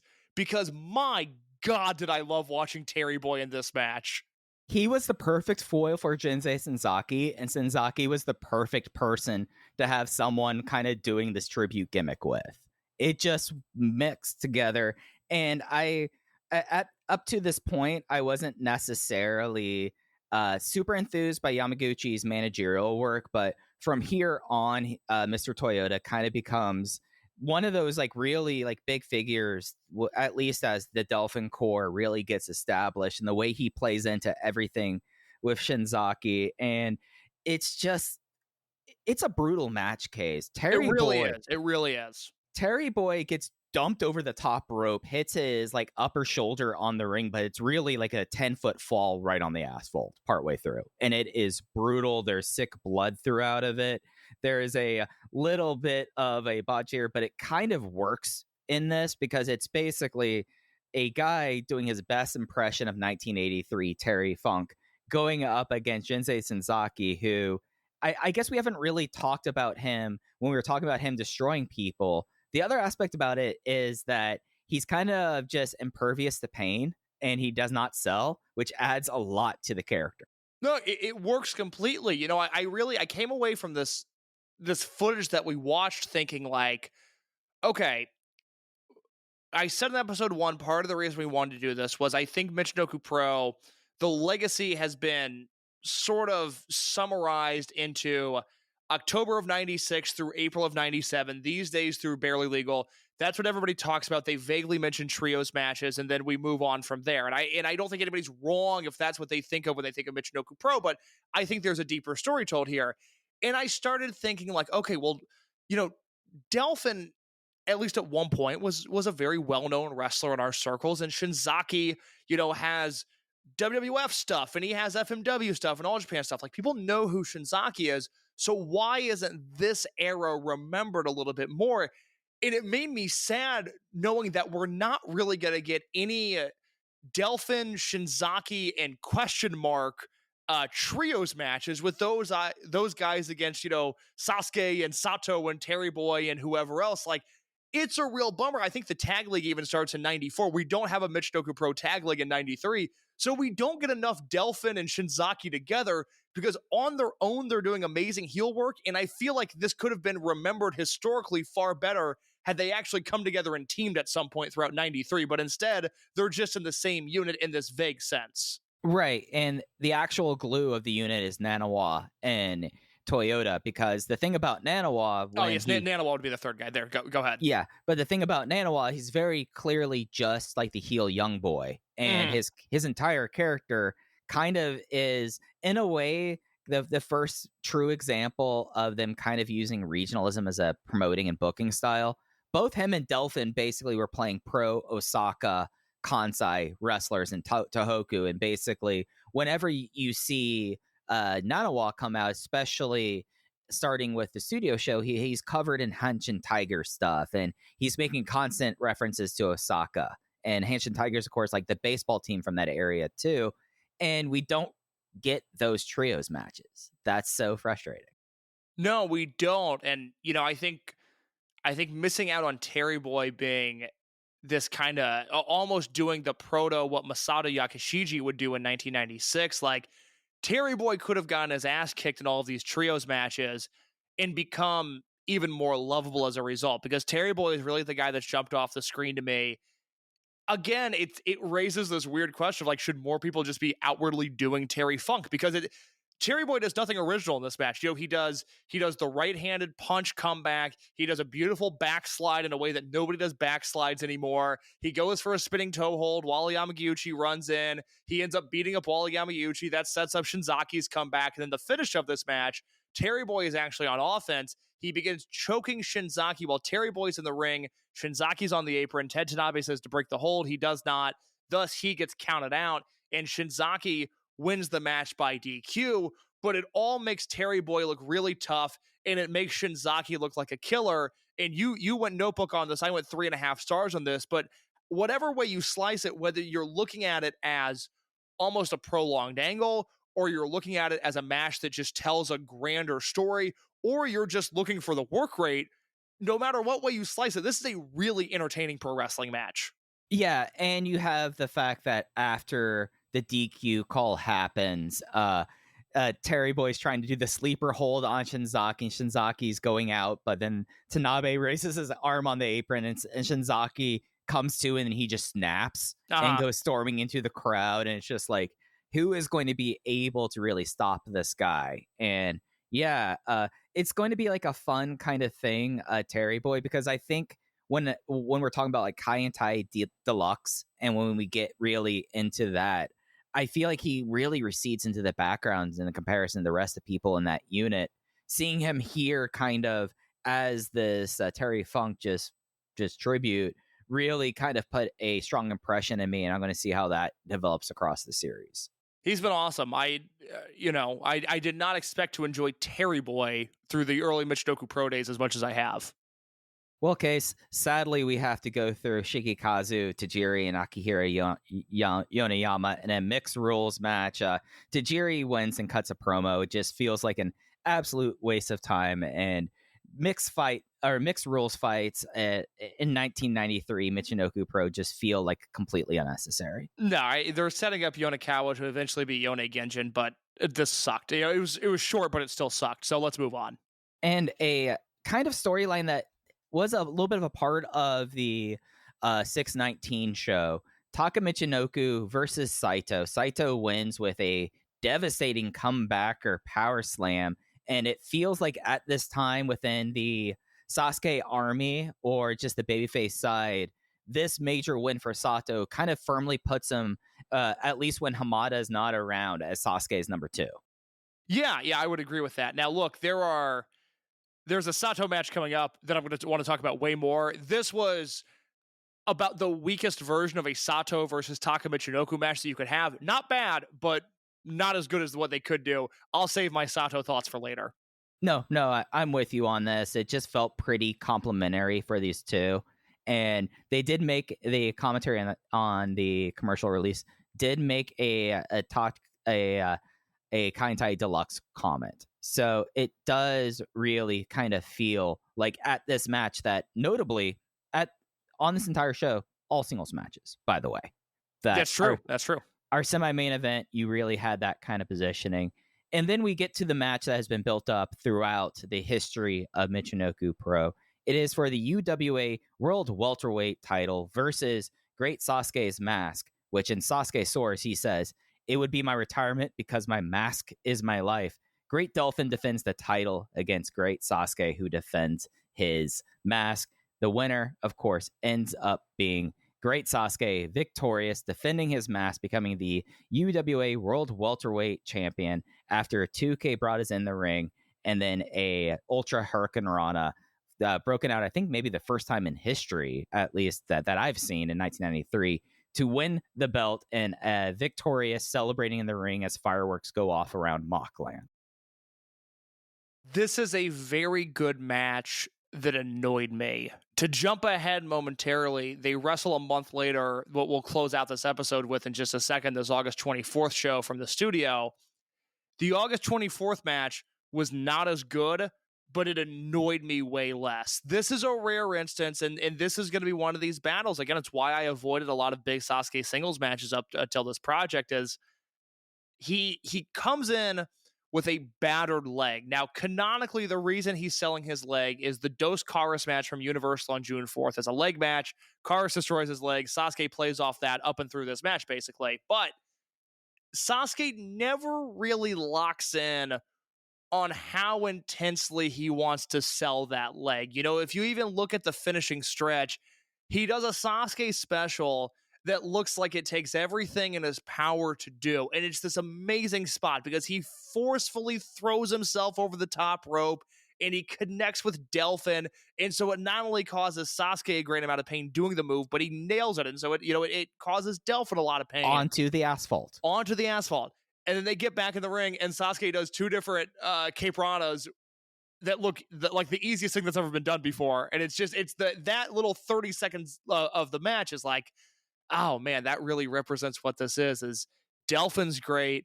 Sasuke has his moments, but man, Sasuke annoyed me in this match. I just could never figure out what tone he was looking to play as this heroic babyface. Was it going to be a thing where, he has the Iwate crowd behind him to such a degree that leg injury that he shakes off completely and he can just go from there?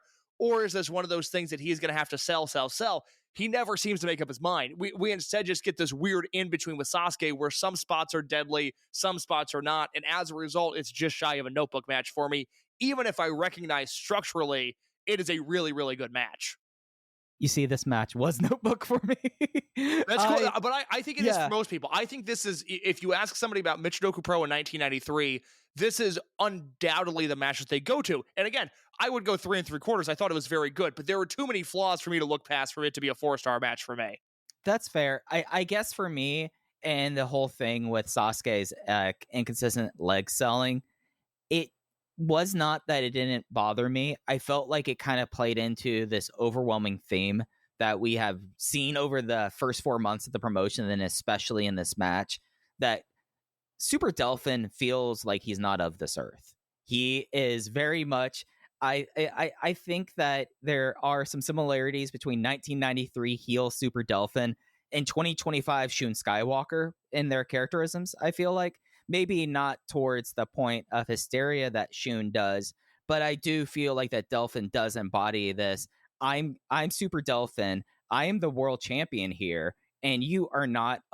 You're not worthy of this. Whereas Sasuke is like deeply human. He's trying to work through this leg, and all he's able to really do, and the thing that has been successful for him, has been essentially slinging his body at this wrestling god who is just getting more and more indignant as Sasuke doesn't go down. Sasuke fights out of the Delphin clutch, which kind of becomes a trademark in these series of matches, that Delphin does the swinging DDT, but he's not able to do his insulting pen, and it just seems to like really piss him off even more.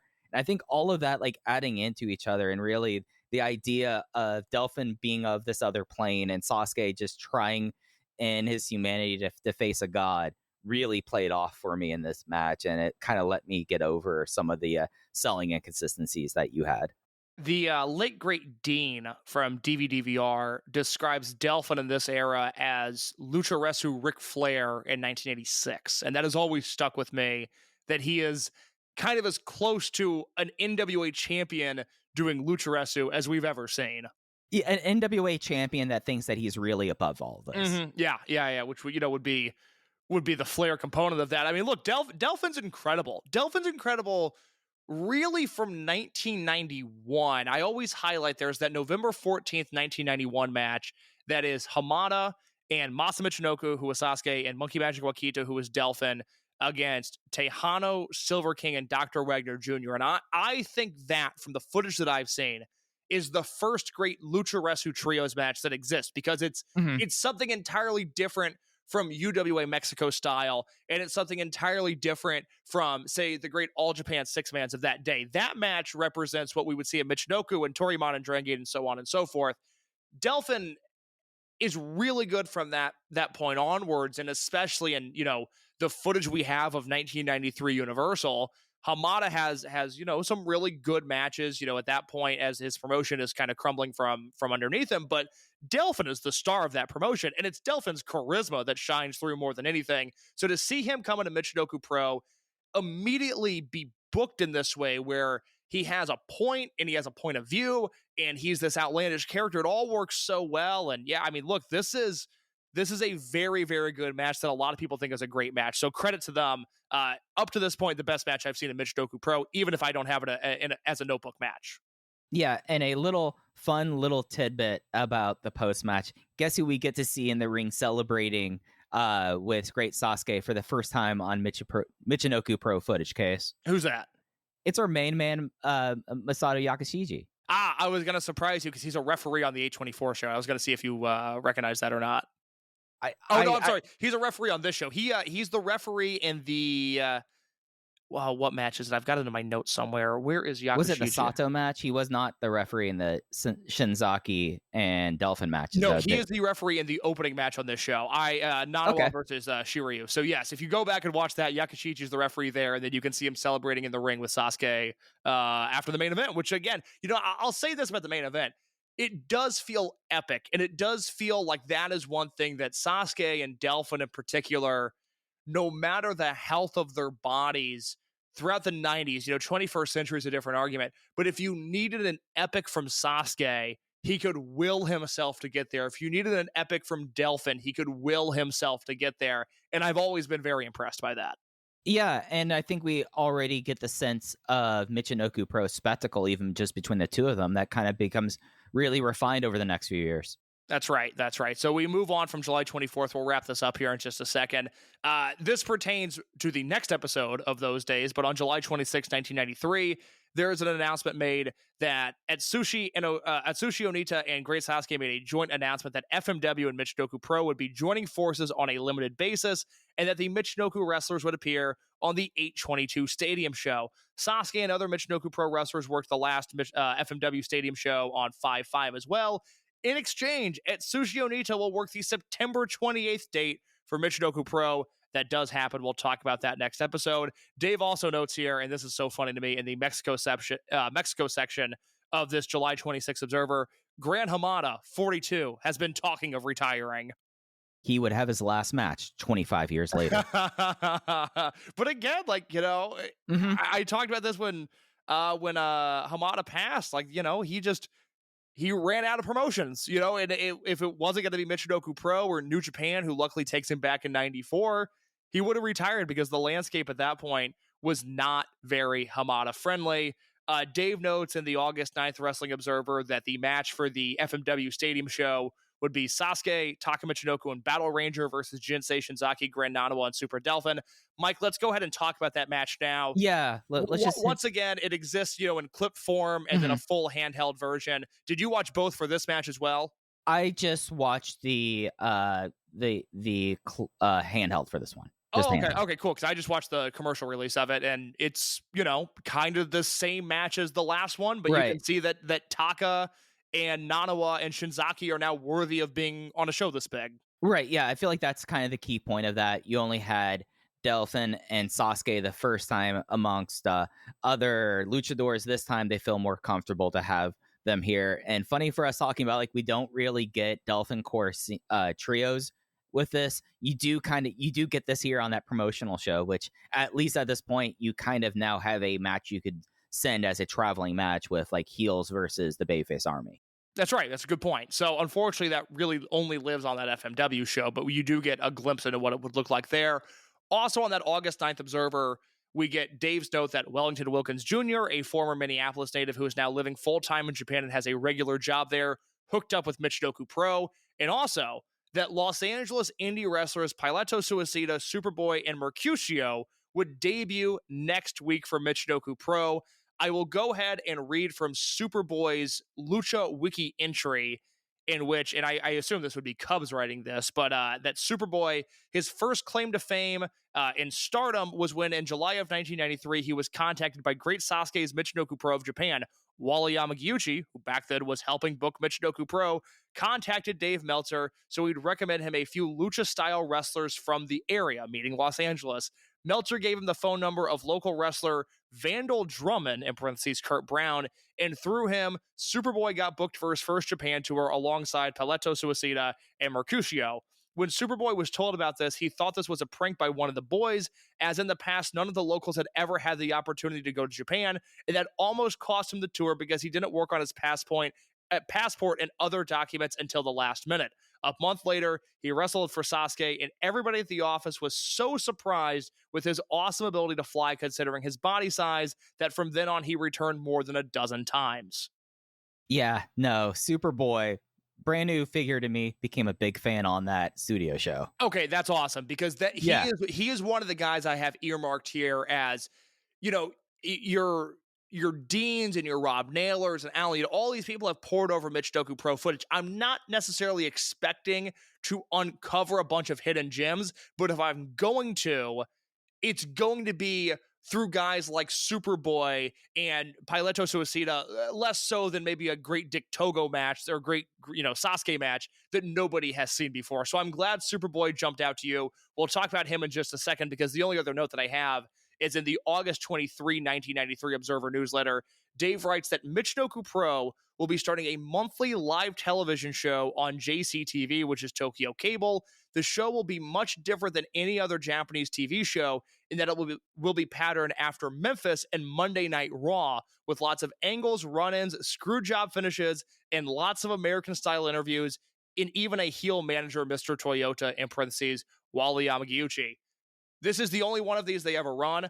I asked Dave if he knew why they did this, if he knew the story behind it. Dave said he did not know, but we do have this bizarre footnote in Michinoku Pro history, this studio taping from August 24th, 1993. Yeah, and the version that we have comes from what I assume at the time was taped off of Japanese cable TV case. Yeah, Did you like those? Did you like those fun little like commercial breaks that were just kind of just lo-fi beats? They were very long. and they were very, very long. Yeah, and they were just like showing like Osaka, like that's what they were showing, because there was the famous Dota. I'm gonna mispronounce this. Data no Nobri. I can't help you. So you know what I'm talking about, right? Yeah. The Yakuza fans, it's the bridge whenever you go to Osaka. Yeah, that bridge that they had in these things. But yeah, let's just get into this acid trip. It starts with Separados playing and Sasuke lip syncing. And worth noting, I made a joke about this when I was watching through the show. If you're a Dragon System fan and you're really bummed about never hearing Separados, go and watch Michinoku Pro, because Sasuke is still in all of a sight and comes out to his entrance and actually records a cover of Separados too. But then the guys from Champ Forum interrupt him, and you get to meet Dr. Lucha and Kaoru, who will be our commentary team. We go to that first interstitial, and we come back to our first promo. Wellington Wilkins Jr. has just this wild promo that talks about his body being a temple, and then you should refer to him as Mr. Squeeze as he chokes someone out, which case that brings us to another point match. Wellington Wilkins Jr. versus Naohiro Hoshikawa. Wilkins wins in 10 minutes with 8 points, and they make a big deal on commentary about him being called Mr. Squeeze. Yeah, I did not like this. I think you're higher on it than me, given God, I hate it. You would say that again?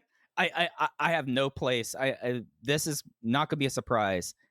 I think the more rules you put into pro wrestling and try to change the kind of the match, you're actually putting more handcuffs on you, and it usually comes off really poorly like this. Yeah, I mean, look, Hoshikawa is somebody who I look forward to watching more of because he's such a tragic figure too. Yeah. I mean, he's absolutely incredible. Later on in his career, but I think he's even got some high points in Michinoku, and I understand what they're trying to do here. Wilkins has a shoot background. He's UWF 2.0 guy. Hoshikawa is a young boy.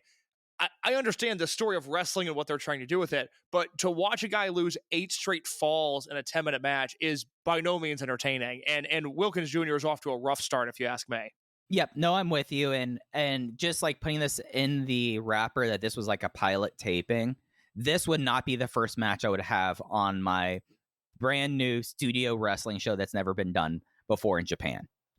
I would agree with that. This would not be what I would be starting the show. However, we get the Grand Nanawa interstitial where he's being very proud of being from Osaka.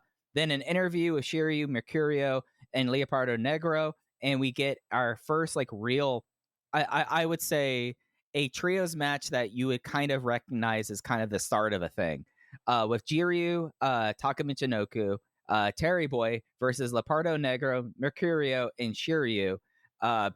The Leopardo Negro miscommunication leads the Luchador team to get rolled up as Terry Boy gets him with a rolling cradle pin on Shiryu. The two of them then come to blows. Nanawa tries to stop them. Then they beat up Nanawa, and then they come to blows again. So Mercurio is this incredible Los Angeles-based luchador who wrestles 2 matches for Michinoku Pro, I think 2 matches for AAA, 2 of the Los Angeles shows from 1993. And then looking at his cage match, does nothing else of note, nothing that could be seen. And I'm devastated by this because I loved this guy. And I went to cage match going okay, how much more Mercurio do we have? Oh, nothing. This was the last time he worked Michinoku Pro. Awesome. Yeah, instead you see a different Mercurio who is a mini star in CMLL whenever you try to look for him. Mm-hmm. Yeah, no, he does not stick around, but I thought he was awesome as sort of an oversized, not in terms of weight, but in terms of height. Yeah, just an oversized luchador who really made Taka and Terry Boy look awesome. And you're exactly right. This is sort of the first thing we have that traces to what would be the Michinoku Pro Trios match that we would all come to know and love. It starts with this. Yeah, and I think Mercurio actually ends up being the star of this match. I agree. That makes it the shame because you're able to have someone like Jiryu, who I did not really come away kind of impressed. He's really undersized, and he's undersized in a manner that Mercurio, basing for some of his arm drags, really felt like he was just spinning him around and then doing a front roll out of it. Mm-hmm. But Mercurio was a lot of fun. Terry Boy remains one of the more fun presents in the studio show. You get more involved entrances, so you get him coming out to Texas Bronco, which just rocks with that. And it just was a fun trios match, and you already get to kind of see this little bit of a split between the babyface side with Leopardo Negro, who we have not seen in footage for a little bit. Kind of immediately, he has a new mask now. He's doing now more direct Tiger Mask thing. I was wrong. It wasn't Black Tiger. He's just doing Tiger Mask. Yeah, I think Sasuke comes from an era which every kid liked Tiger Mask, and he has his own promotion and said, go do our Tiger Mask. And boy, am I glad, because I like I said in the last episode, Leopardo Negro jumped out to me as I had no idea he was this good. Yeah, and if there was going to be a tag pairing of him and Mercurio going forward, I would be all about it. What'd you think of the post match of Nanawa just kind of getting his ass kicked nonstop? It was odd. It very much felt like, if you view this through the context of this is a pilot program, this is something they were going to see how this worked. This feels like trial and error that maybe was more on the side of error in execution. Right. Then we get to the backstage aspects. They kind of get into it backstage. We get another commercial. I'm going to try it again. Dotonbori. There we go. Dantabori Bridge, Mr. Toyota and Jinsei Sensaki backstage. And then we get Jinsei Sensaki versus Akihiro Yoneyama and the debut of Masato Yakashiji. 2-on-1 match, and Jinsei Sensaki just murders the two of them, finishing the match with a choke slam of Yakashiji over the top rope onto Yoneyama. And then they finish this off with Toyota doing a really ugly double stomp onto Yoneyama off the top rope through a steel chair. And I like that, Wally is just such an odd looking, small, frail individual that he kind of has the perfect body type for a pro wrestling manager, because you can throw him around and move him around with such ease. And then when he does any sort of offense, it just looks so bizarre. It doesn't look like a wrestler doing wrestling moves. It looks like a guy doing wrestling moves. And I actually think that plays into the success of this character group together. Yeah, I think so. And like the idea that at least you have Jinsei Sensaki, who is supernatural, and Toyota like has the face paint on. I don't know the reference he's trying to make with that, but it kind of all kind of blends together in its own way, where he can kind of be like the spiritual presence to Shinzaki, but then ends up being just the obnoxious manager for Delphin. And from there, we get our in-ring debut of Superboy as he teams with Grand Nanawa versus Saito and Piloto Suicida, who turns out to be Mercurio's brother, Case. Oh, okay, that's interesting, because Piloto Suicida, he sticks around. He's a Michinoku Pro mainstay through '96. Works Mass League at some point down the road, but I did not realize they were brothers. That's too bad. I would have liked to have seen his brother more. But hey, Mike, this match is fantastic. It rules. Superboy just like is a bouncy ball in the ring for a guy of his size. Like, I know he gets much bigger over time, but he is like a pudgy boy, and just the way that he's willing to interact with Nanawa really kind of gets you to a point where you're like, okay, this is kind of how the heel relationships kind of work. And just the work with him and Piloto were just exceptional in this. The Technicos get the win with a double Hurricane Rana, and it's just a absolute blast of a semi-main for them. When you look at Michinoku Pro in 1993 and the wrestlers that are fully formed by the end of the year and the ones that aren't, Taka Michinoku would go on to be great, but he's not what he was in 1993. I think the same could be said for Grand Nanawa. I think the same could be said for Shiryu. It's amazing watching Sato, all caps Sato, Sato, who becomes Dick Togo. He's not on the debut tour. I believe he had a broken foot. He's not even on that June show. Right. He does commentary on that June show. That's right. So he does commentary on that June show. He's around. He's going to be a part of the roster, but he's got a broken foot. So he comes back in July, and he has the match with Taka, which is fine. But you see him here in August, and it is already so clear that Dick Togo is the best wrestler on the Michinoku Pro roster. And again, that's with Super Delphin being fantastic, and that's with Jinsei Shinzaki having charm, and Terry Boy doing what might end up being the best work of his career, and even Sasuke with the charisma that he has. In the ring, bell to bell, nobody is on Sato's level as soon as he steps foot into a Michinoku ring. And what I'm curious about going forward is, Togo works from 1993 to when he leaves in 1998.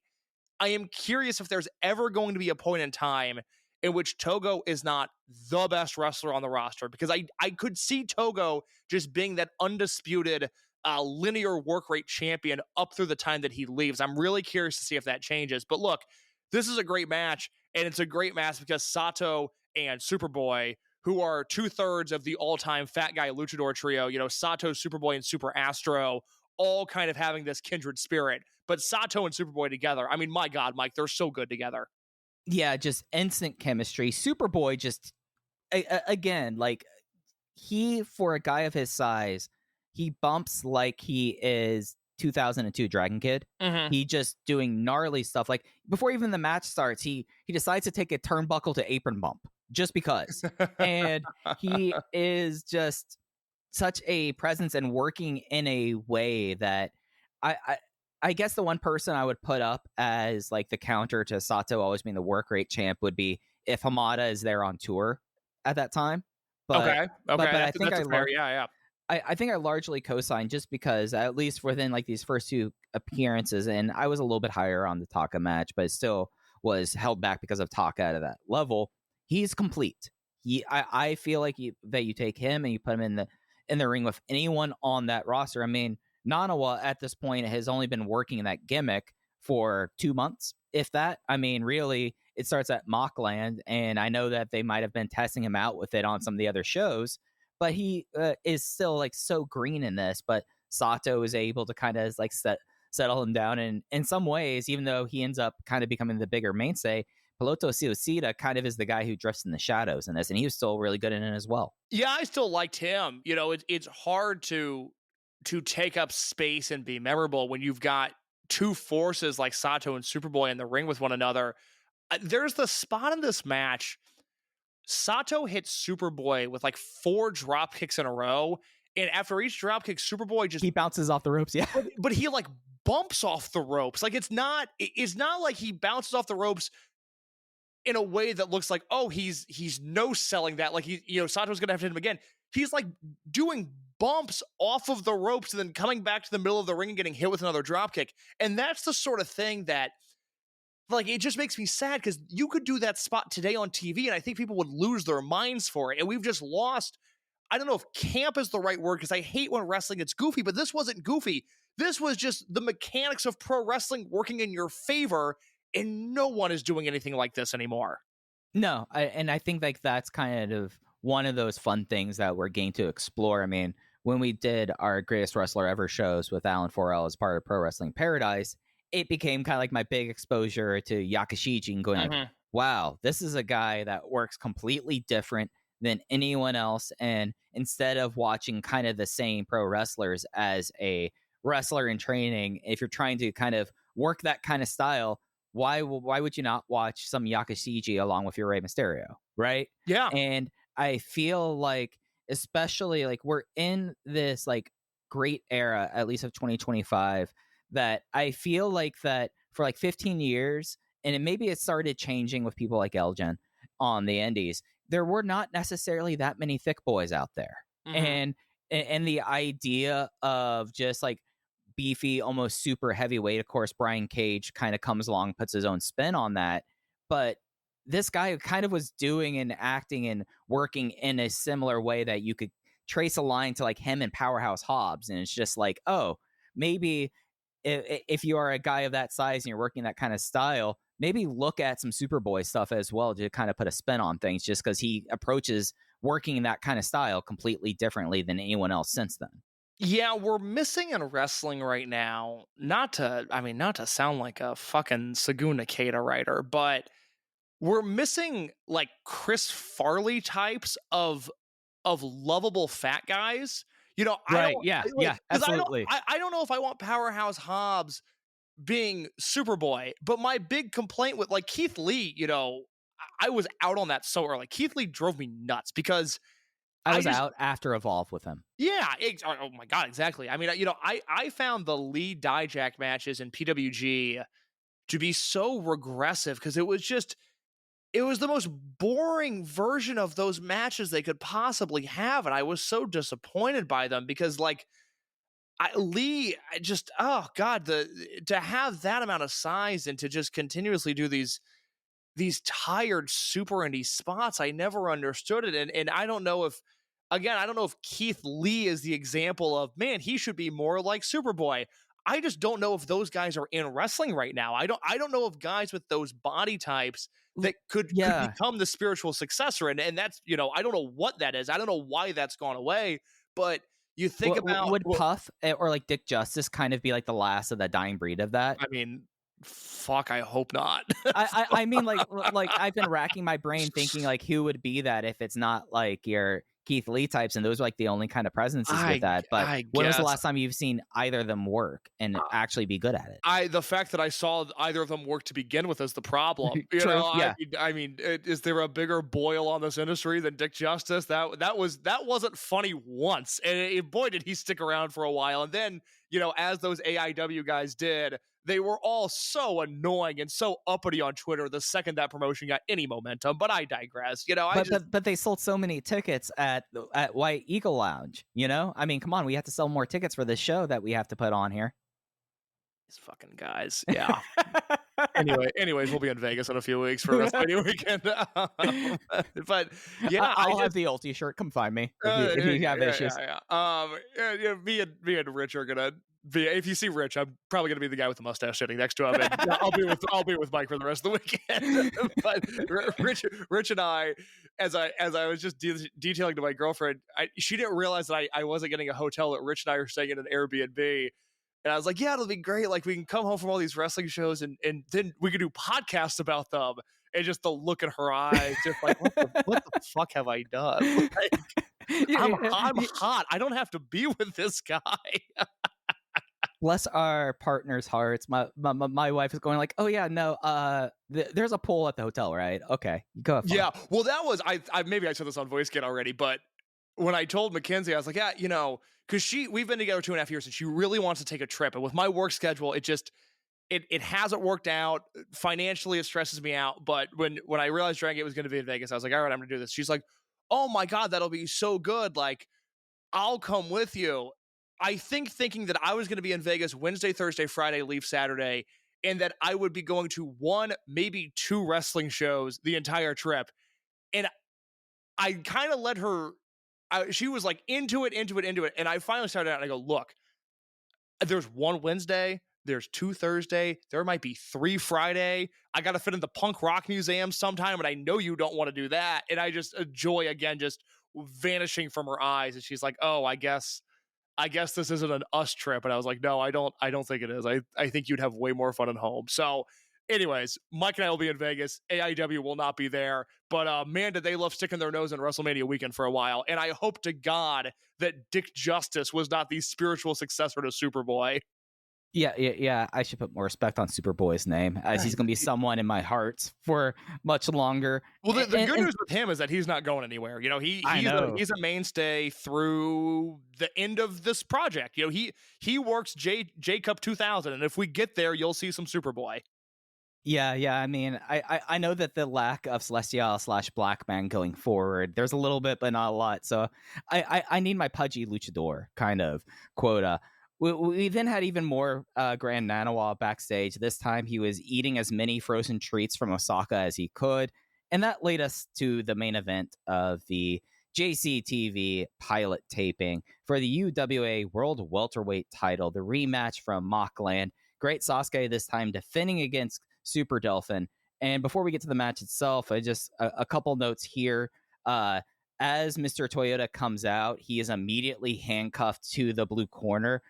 Super Delphin's pretty nonplussed by this, and more notably, at least for me and our Ken Oka heads, of course, Sasuke's theme, Separados. Super Delphin's theme is Bad Communication by Bees, Ken Oka's theme, which works perfectly for this guy. I had not put that together. Thank goodness you did.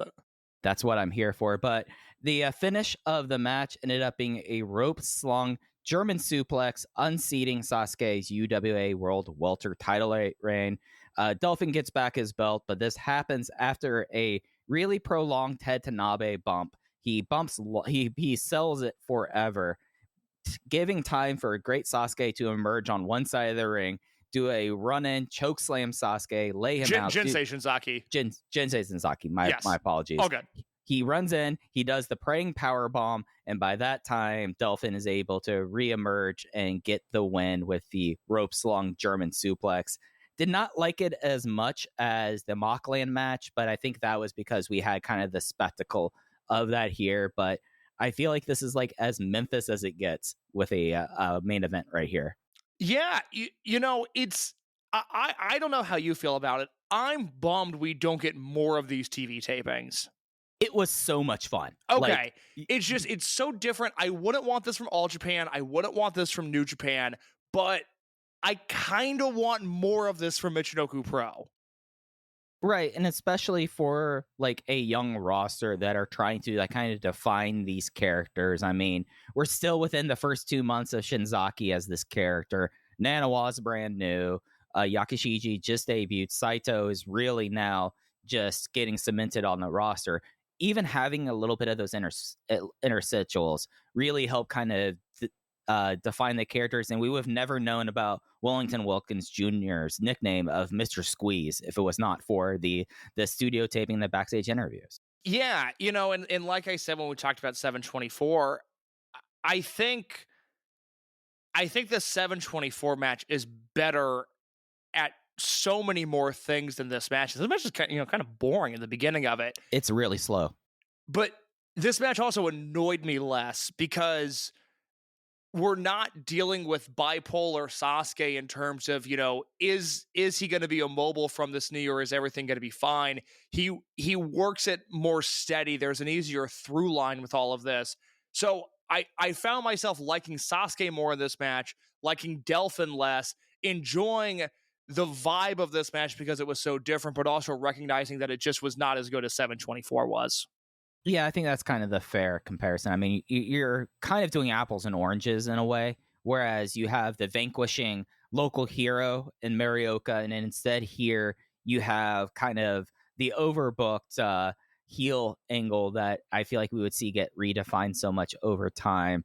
I did really kind of like the little character choice that Delphin just, as soon as Tanabe handcuffs Toyota to the corner, he just kind of occasionally, sometimes, like if he's not happy, he just goes over to that corner and is kind of conversing with Toyota. And I felt like that added a little bit to it, just that less that Delphin was kind of bothered by his ace in the hole not being able to help out here. But again, Delphin's just overwhelming egomania that is just like, okay, that's fine. I'm still going to go along with that. I enjoy that aspect of this. I did too. Again, I really wish we saw more of this. I would have loved to have known what a second taping would have looked like and if they would have been able to follow up in this environment. But you see Sasuke get the big triumphant win in July, and then they immediately go back to Heat and Delphin getting the win in August. And I think that's a very interesting way of booking this promotion. So, when you look at Universal, no matter if it was the all-star luchadors in the beginning, the more integrated roster in 91 and 92, or the largely Michinoku Pro roster that just hadn't been Michinoku Pro yet in late 92 and early 93, the thing with Universal is there's not a ton of capital B booking. There's not a ton of angles. And that is primarily due to the fact that they're adhering to UWA Mexico's booking. And so it's much like Gabe and Dragon Gate USA. Gabe couldn't just turn Shingo heel or couldn't just turn Yamato heel. They had to stay true to what was going on in Japan. The exciting thing with Michinoku Pro is that from show one, they're like, we are doing angles, we're doing characters, we have heel units, there's going to be hate, there's going to be heat. And through August, it's really quite entertaining.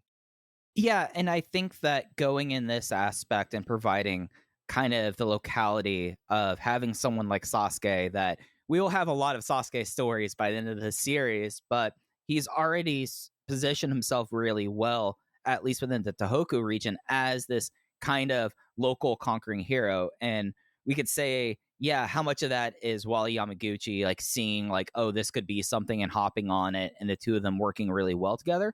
Yeah, that could be a level of that. But I think what we get to see, at least out of this first 5 month stretch, is going from, especially like, remember, like on the March 16th show, it was basically, okay, you had 4 matches, a battle royal, and then luchador tag. Like, it was not a coherent, real promotion. But by the time you have, and I do think these kind of shows work off of each other when we talk about Mockland and the cable taping. But between these two shows, I feel like we actually have a thesis for what Michinoku Pro will be like going forward. It just took a couple months of people, kind of getting up to the working standard and getting the pieces in play to finally kind of have it, and really ending the show with the Dolphin Corps celebrating the title. And now you have who is going to be the people who are going to be able to stop Delphin and Shinzaki. I think that it's a real compelling kind of storyline to go through as they enter their fall and their expanded relationship with FMW. It's crazy how much Toryumon mirrors the start of this promotion 6 years later, with the January Korakuen show is a big success because they have the big main event. But, April and July 1999, those Toryumon tours they're not great because there's not a ton to do yet. And then, by November of 99, It's like, okay, they kind of figured out what this promotion is. January 2000, M2K comes, everything changes. It's amazing how much these promotions mirror each other. Yeah, and I feel like that if you want to look at like the thing, it is the introduction of the new heel unit, really. Because Dolphin Core, like, yeah, Dolphin kind of revealed himself as a heel by the end of the first show here, and similarly, like, Crazy Max was already a known entity, but when you introduce the Dolphin Core and when you introduce M2K, then you're adding in the elements that I think really can lead to the exponential growth that we see from these two promotions. Mike, are you ready to preview what will be on Those Days episode 3? Let's do. Next time we talk to you guys about Michinoku Pro, at Sushi Onita comes to Michinoku Pro, Shiryu goes to Compton, yes, Compton, California, and we close out Michinoku Pro's inaugural year as one of the most iconic feuds in the history of the promotion begins. That is all coming up on episode 3 of Those Days. That's right. We can't wait to get into it. If you want to follow us as Open the Voice Gate on social media, we're on both Twitter and Blue Sky at Open Voice Gate. Case is at _in-your-case on Twitter.